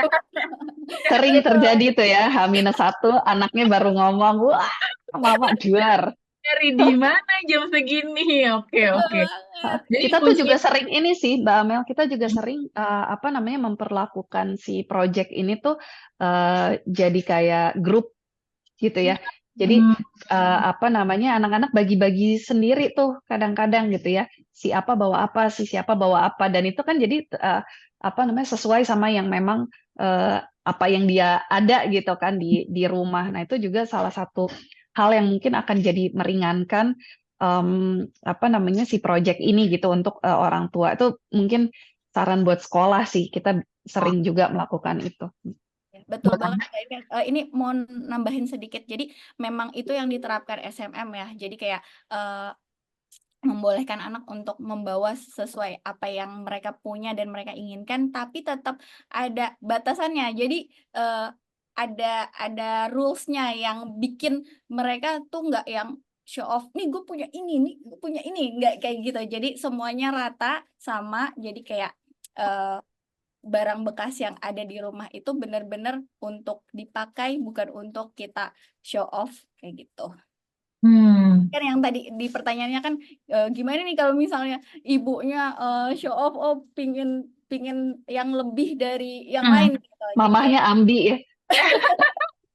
nah Kalau di itu dia. SNM tuh udah nggak ada room untuk itu ya. Pokoknya semua itu lebih untuk apa ini ya, maksudnya menjaga juga sustainability, barangnya juga mudah didapat gitu. Jadi bukan sesuatu hal untuk show off dan apa sih bermewah-mewah, di mana memang nilainya kan sebenarnya bukan di situ kan, tapi experience anak. Apalagi pasti anak-anak juga seneng sih kayaknya ya mempergunakan barang yang ada di rumah yang dekat dengan mereka. Jadi menghidupkan kreativitas gitu. Aku kebayang sih kalau pakai-pakai kardus dengan untuk kegiatan untuk apa membuat-buat sesuatu gitu. Tapi kardusnya tuh benar-benar yang dia tenteng dari rumah itu mungkin experience-nya jadi lebih asik gitu ya buat anak. Nambahin dikit Mbak Amel, sorry mumpung kepikiran.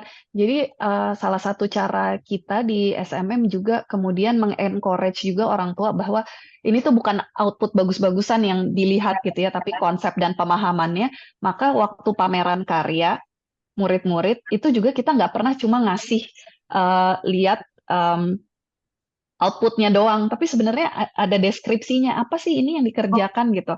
Terus kaitannya terhadap apa namanya ya tadi ya kompetensi-kompetensi yang memang lagi dipelajari gitu. Jadi orang tua juga sempet tuh ada yang kayak mungkin justru tertarik ini apaan? Kok nggak jelas kardus-kardus disusun berantakan terus ini apa sih sebenarnya gitu. Justru ada yang tertarik untuk melihat karyanya karena bingung ini apaan gitu. Nah, terus baca konsepnya, oh ternyata ini tuh gini gini gini gini gitu. Jadi sebenarnya yang dilakukan sama anak dan interpretasinya anak-anak terhadap si project itu tuh juga jauh lebih dalam daripada kita yang dewasa gitu. Dari cuma sekedar looks-nya yang terlihat oke gitu, tapi sebenarnya konsepnya ada di dalam sana. Jadi itu juga bisa mengencourage orang tua sih bahwa ini bukan urusan bagus-bagusan gitu, tapi si konsepnya itu juga jadi penting. Ya, ya, ya, ya.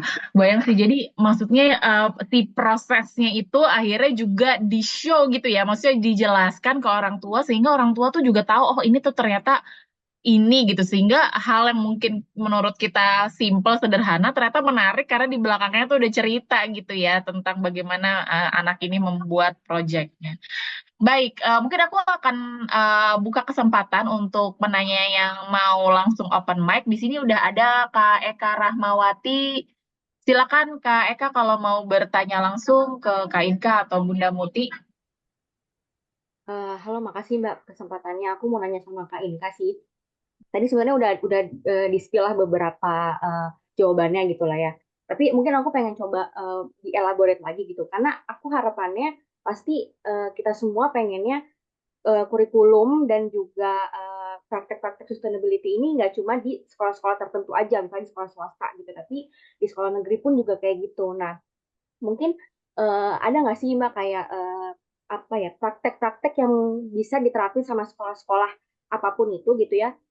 Di awalnya tuh gimana sih caranya kalau kita tuh pengen nerapin praktek sama kurikulum berbasis sustainability. Itu yang pertama. Dan yang kedua, kalau untuk dari sisi guru-gurunya sendiri, apakah perlu juga dikasih kayak pembekalan atau misalnya mungkin apa namanya pelatihan khusus untuk ngasih kurikulum seperti ini gitu. Dan tadi juga aku dengar kalau nggak salah SMM juga bekerja sama dengan contohnya WFF gitu ya.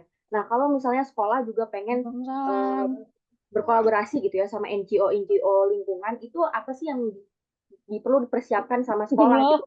Apakah bikin pelatihan atau apa gitu? Itu aja sih. Makasih.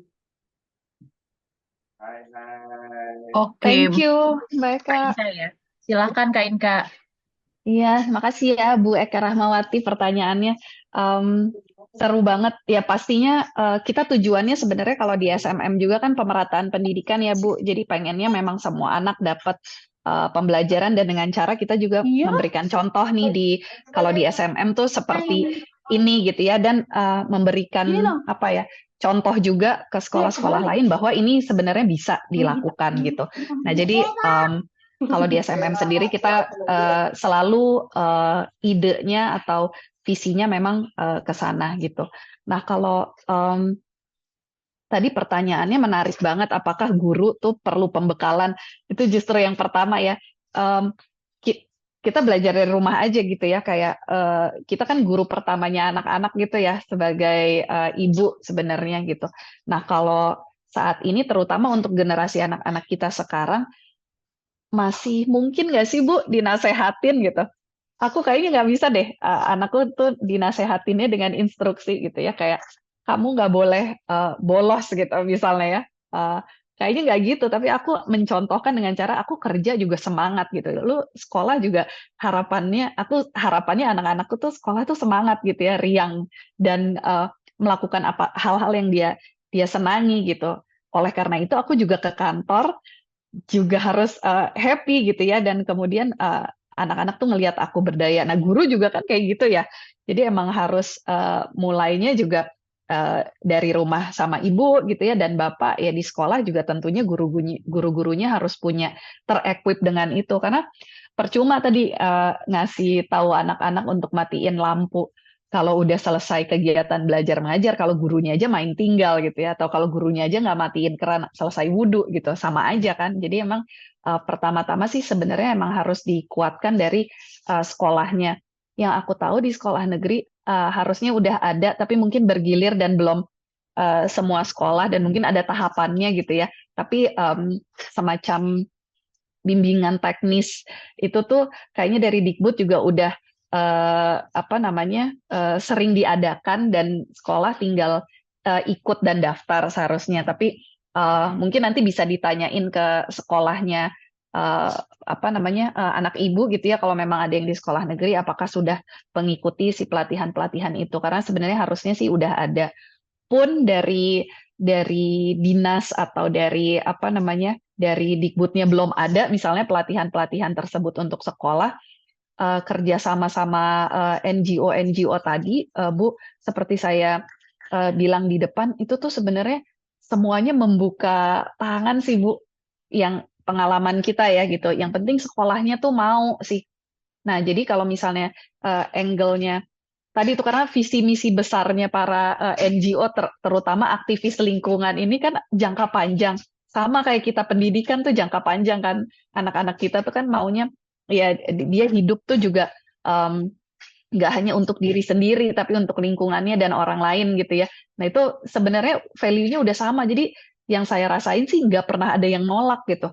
Misalnya ibu nemu NGO spesifik yang bicaranya tentang hemat tadi ya mungkin hemat listrik gitu ya atau apalah ada tertentu spesifik case yang memang oke gitu. Kayaknya mereka nggak akan menutup diri, mostly sih mereka mau gitu kan. Tapi biasanya mereka akan pertanyaannya untuk anak apa ya Bu, gitu, level apa gitu. Kalau SMA kayaknya kita bisa, tapi kalau anak-anak kita nggak punya sih materinya gitu. Lebih ke sana. Nah itu mungkin jadinya perlu apa namanya penyesuaian tertentu kan sama sekolah. Nah itu biasanya ya resources-nya aja lagi ada atau enggak. Jadi bisa oh mungkin nggak bisa sekarang tapi bisa nanti gitu ya. Hal-hal yang kayak gitu tuh sebenarnya dimungkinkan banget atau memang cari NGO yang memang fokusnya ke sekolah-sekolah. Tadi mungkin bisa ketemu sama Bu Leona ya tadi yang memang udah jalan ke sekolah-sekolah tapi beliau di Bali ya. Nah, tapi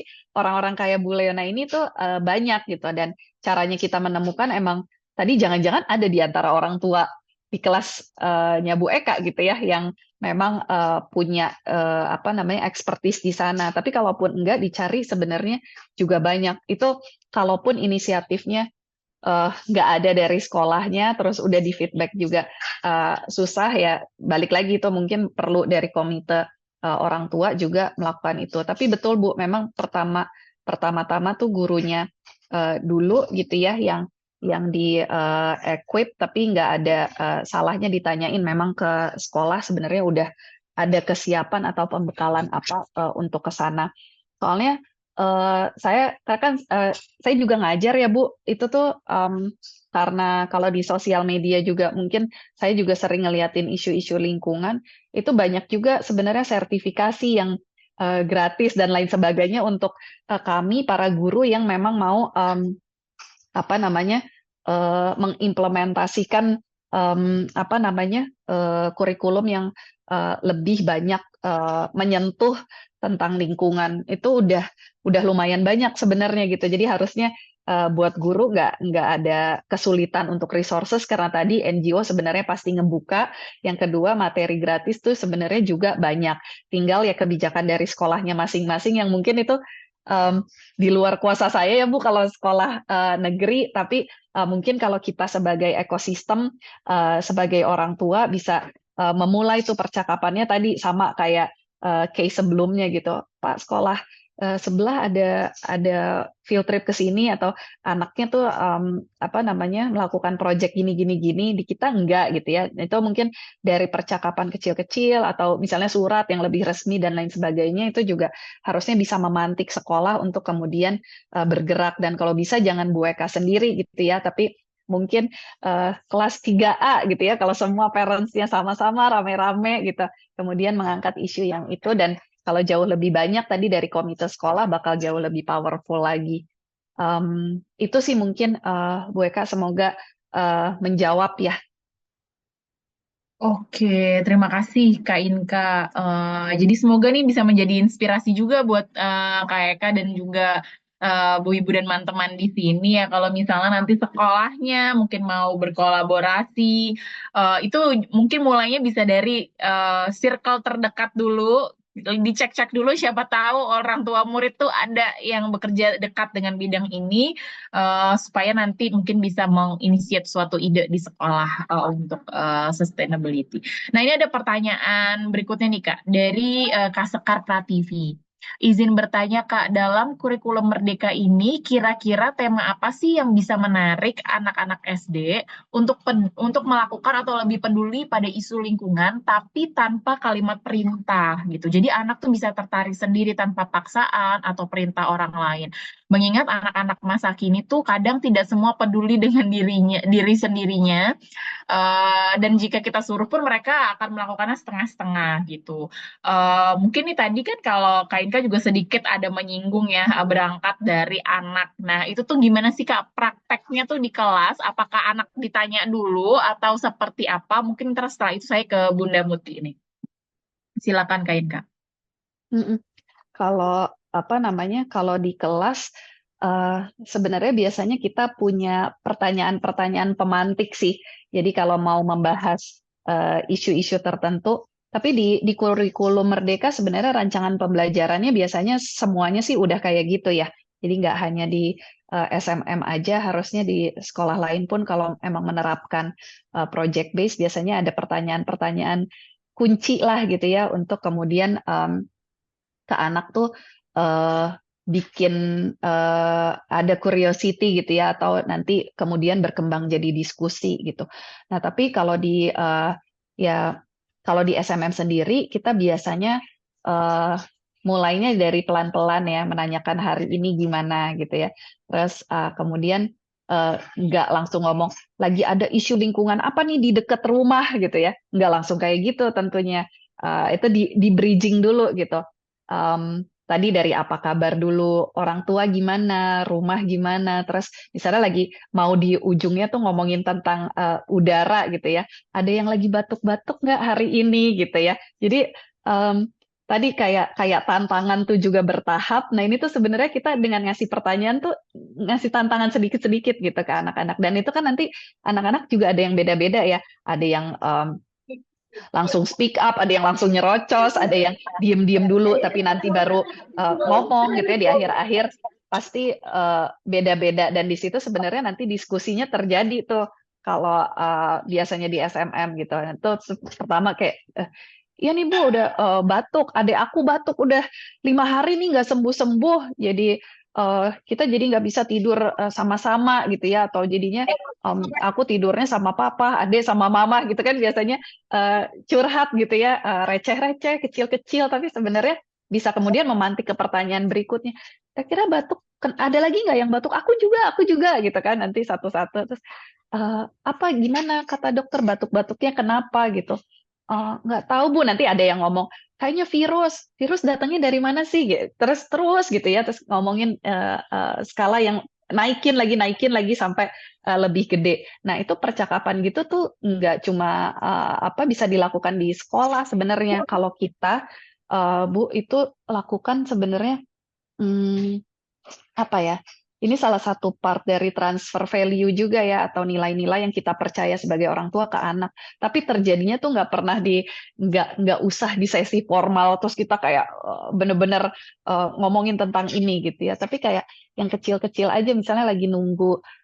Aku paling senang sih sama anakku misalnya lagi nunggu MRT gitu ya, atau nungguin Transjakarta gitu. Terus lagi nunggu tuh ngelihat aja tuh ada apa sih di gedung, atau misalnya lagi ngelihat Nara, menurut Nara ini langit abu-abu banget nggak sih sekarang dibandingin kemarin misalnya gitu ya, kayak jadi kalau dia tuh nggak ngelihat kalau kita aja visual banget kan Bu gitu. Jadi kalau sama mereka tuh nggak terlihat ya emang nggak ini gitu, nggak akan nempel juga, nggak akan jadi core memory gitu. Tapi sebenarnya kalau misalnya kita berangkat dari yang ya udah, kalau lagi nunggu kan bosen ya berdua gitu kan, aku pasti ngobrol gitu. Aku biasanya makin abu-abu nggak sih Nar dibanding kemarin? Iya ya mah kayaknya gitu. Terus tuh mulai kenapa sih Nar makin lama makin abu-abu? Katanya sih gara-gara PLTU ya mah gitu ya. Ada Hmm. aja tuh ya dia udah, soalnya anakku yang gede udah kelas 5 tuh udah mulai gitu. Tapi nanti yang kecil emang iya gitu. Nah, itu tadi apa Muti bilang juga tentang mix age classroom ya. Jadi antar usia tuh juga nge-trigger satu sama lain dan interaksinya jadi lebih oke gitu. Nah, tapi bener-bener dari yang kecil-kecil dan yang kayak kelihatan gitu loh di sekitar kita. Field trip tuh kan emang nggak harus mahal ya.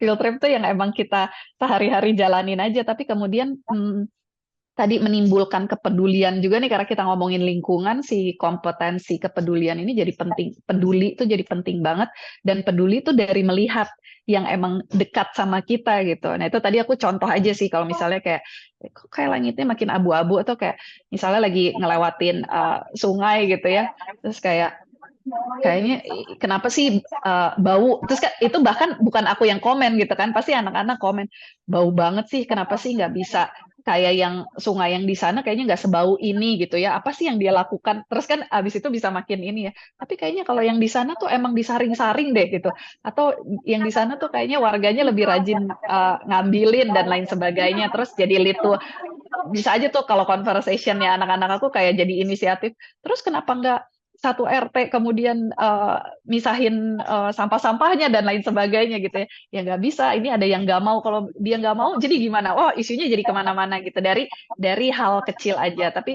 saran aku kalau buat di rumah itu memang bahas hal-hal yang kecil itu sama sama anak gitu. Jadi nggak usah langsung ngomongin isu gede. Kita lagi ada global warming nih, Nara gitu ya, aku lagi ngomong ke anak ya apa tuh mah gitu kan, jadi kayak turun ke bawah ya udah melenggang aja dia, lapar nih langsung makan yang lain gitu, langsung nggak peduli tadi ya gitu. Nah tapi kalau mulainya dari yang kayak beneran di depan mata itu kan, jadi kita mulainya justru dari yang kecil, bukan dari yang gede yang benar-benar deket sama sama anak kita gitu. Itu sih mungkin kalau dari aku. Oke, Bunda Muti mungkin ada tambahan, Bunda Muti gimana nih supaya anaknya itu apa namanya mau melakukan sendiri gitu, nggak perlu disuruh gitu, gimana Bunda? Oke, sebenarnya udah lahiriah ya kalau misalnya kalimat perintah itu ditangkepnya ke otak kayak agak gimana gitu ya.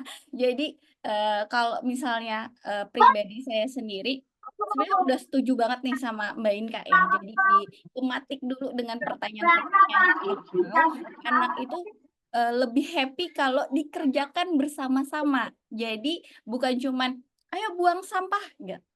Sana buang sampah gitu, enggak. Tapi kayak ayo nak kita buang sampah, kita ke tempat sampah. Nah biasanya di tempat umum kan sampahnya juga dibagi-bagi ya. Ini ada kertas, ini ada plastik, ada yang lain gitu. Nah di situ kita juga nah yang mengajukan pertanyaan ini yang mana nih sampah, kalau sampah kertas nih buangnya kemana? Jadi kita juga sama-sama oh yang mana ya? Oh yang ini. Jadi anak-anak juga tertarik untuk melakukannya, nggak cuman adek tolong ya buang sampah, enggak, karena emang udah sifat lahiriah kita kalau terima kalimat perintah itu memang agak susah. Jadi memang eh, lebih baik pertama yang tadi Mbak Inka bilang, kita lewat pertanyaan-pertanyaan yang ada di sekitar kita, dan anak juga harus diajak untuk ayo yuk, kitanya sebagai orang tua juga mencontohkan anak, ayo sama-sama.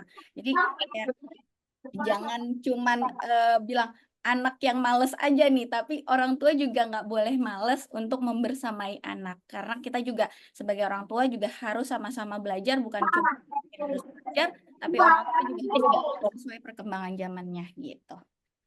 Oke, jadi tadi kalau aku tangkap ya, pertama dimulai dengan pertanyaan pemantik, kemudian dimulai dari hal-hal yang dekat dengan anak, yang bisa dilihat anak, dirasa anak, dicium anak gitu ya, tadi seperti bau di sungai gitu, dan dilakukan bersama-sama dengan modeling gitu ya Kak Muti, karena kita juga mendengar perintah juga males ya, tapi kalau misalnya dirangkul, diajak, dilakukan bersama-sama itu jadi lebih bersemangat mungkin ya.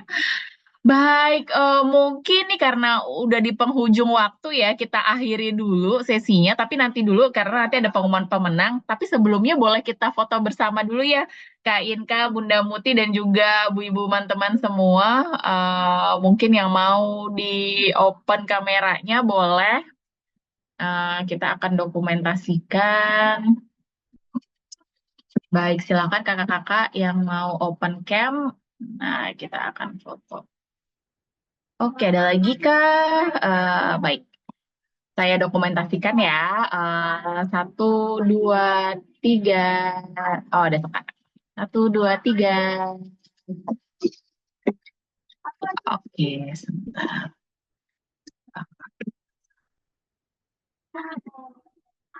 Iya. Nah, sebelum kita akhiri nih, aku mau ada em, pengumuman dulu.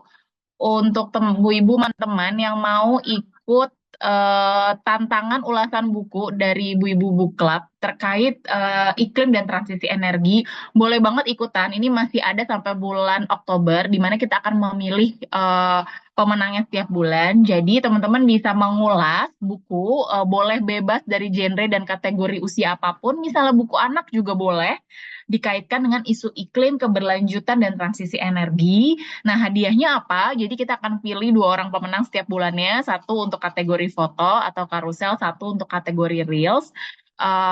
Pemenangnya masing-masing akan mendapat Rp300.000.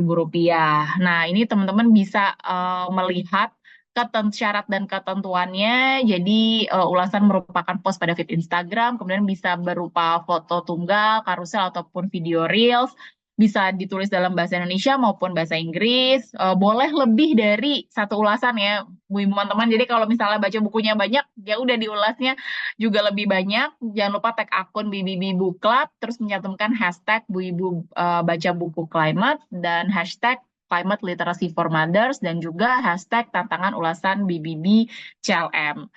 Kemudian mengisi form pendaftaran di link bit.ly BBB-Climate Review 24. Nanti selengkapnya ini bisa dilihat di Instagram BBB Book Club. Nah, aku juga mau mengumumkan beberapa penanya terbaik yang mendapatkan hadiah dari BBB, yaitu untuk pemenang buku ada Kak Leona Wirawan di Bali mendapatkan buku 365 Ways Sustainability. Kemudian ada Eliza di Jakarta yang mendapatkan buku Sustainable Me. Nanti boleh DM ke admin Instagram kita untuk memberikan alamatnya. Juga dari Sekolah Murid Merdeka memberikan merchandise buat 3 orang, yaitu ada Eka Rahmawati, kemudian ada 2 sekar, satu sekar Prativi dan sekar di Depok. Selamat buat para pemenang. Jangan lupa nanti DM Instagram kita untuk memberikan alamat lengkapnya. Terus kita juga mau memberikan link survei, jadi buat Bu Ibu teman untuk sebagai bahan evaluasi kita dan juga perbaikan program-program, dengan scan barcode ini atau langsung masuk ke linknya untuk mengisi survei dari BBB Book Club. Oke, mungkin sebelum kita akhiri ada pesan terakhir dari Kak Inka dan Bunda Muti. Mungkin dari Kak Inka dulu, silakan Kak Inka. Apa ya pesannya ya? Um, Kalau pesan buat isunya lingkungan ya, mungkin tadi lebih nggak usah bicara besar-besar atau kesannya kayak grande banget gitu ya, tapi memang bicara dari hal-hal yang terkecil di dekat kita dulu aja gitu. Kemudian tadi mungkin karena ke aku banyak yang tadi ya isunya justru kayak nih, jadi masa depan nih dengan kondisi lingkungan kayak gini jadi masih ada harapan atau enggak sih gitu untuk diperbaiki. Nah, itu juga jangan sampai apa ya, kita memaparkan isu-isu lingkungan ini tanpa kemudian ngasih kayak apa ya, kayak juga membekali anak-anak juga sama kayak solusi-solusi yang udah ada selama ini, dan betapa juga udah banyak orang yang kerja keras untuk kemudian memperbaiki apa lingkungan kita ini gitu ya. Jadi supaya anak-anak juga tetap hopeful, anak-anak juga tetap bergerak untuk problem solvingnya isu-isu lingkungan. Dan tadi ya tolong ini kerja bareng-bareng sih ya gitu, apa namanya, kolaborasi sama sekolah juga, sama value-value atau nilai-nilai yang ada gitu ya, dan yang baik-baik itu memang tadi Muti juga banyak ngomong ya, tolong dicontohkan juga karena memang anak-anak generasi ini nggak belajar dari dinasehatin aja terus atau instruksi aja kemudian dijalani, tapi dia benar-benar melihat. Dan generasi sekarang itu juga merupakan observer yang luar biasa. Jadi benar-benar kita juga harus practice what we preach gitu ya, ibu-ibu semua. Dan apalagi ya terakhir mungkin mari kita banyak baca. Karena dari baca itu juga sebenarnya kayak banyak banget pelajarannya. Dan kalau kita ngomongin lingkungan nggak terlepas sama semua sektor dan hal-hal lain juga. Jadi harusnya memang embedded ke apapun masalah isunya. Thank you, itu aja Oke, Mbak Amel. terima kasih Kak Inka. Dari Bunda Muti mungkin sebagai orang tua mau memberi pesan bagi ibu-ibu teman semua yang mungkin juga orang tua di rumahnya terkait isu ini. Bunda Muti belum di mute. Oh ya, sorry lupa. Lanjutin. Oke, pesannya yang pertama untuk SMM dan Bu Ibu baca buku dulu ya. Semoga kedepannya lebih sering lagi mengadakan acara sebagus ini karena karena ini relate banget buat kehidupan kita sehari-hari, bukan cuman untuk di sekolah tapi memang untuk di rumah juga sangat-sangat apa ya kerasa gitu manfaatnya. Dan untuk ibu-ibu lainnya yang sudah bergabung dan di luar sana juga, bukan cuman anak yang belajar, tapi orang tua juga perlu belajar bersama-sama sesuai dengan perkembangan zamannya dan membersamai anak bukan hanya tentang perintah tapi juga belajar bersama bareng melakukannya gitu. Oke. Terima kasih banyak Kak Inka dan Bunda Muti atas sharingnya. Banyak banget nih yang menjadi inspirasi buat saya dan mudah-mudahan juga buat Bu Ibu dan teman-teman semua untuk terus berkolaborasi antara orang tua dan sekolah supaya bisa memberikan influence baik dan inspirasi baik untuk anak berpola hidup sustainable untuk masa depan. Terima kasih Kak Inka dan Bunda Muti. Terima kasih juga buat Bu Ibu teman-teman semua. Sampai jumpa di acara BBB Book Club berikutnya. Semoga acara hari ini membawa manfaat buat kita semua. Terima kasih. Selamat berakhir pekan. Terima kasih. Terima kasih.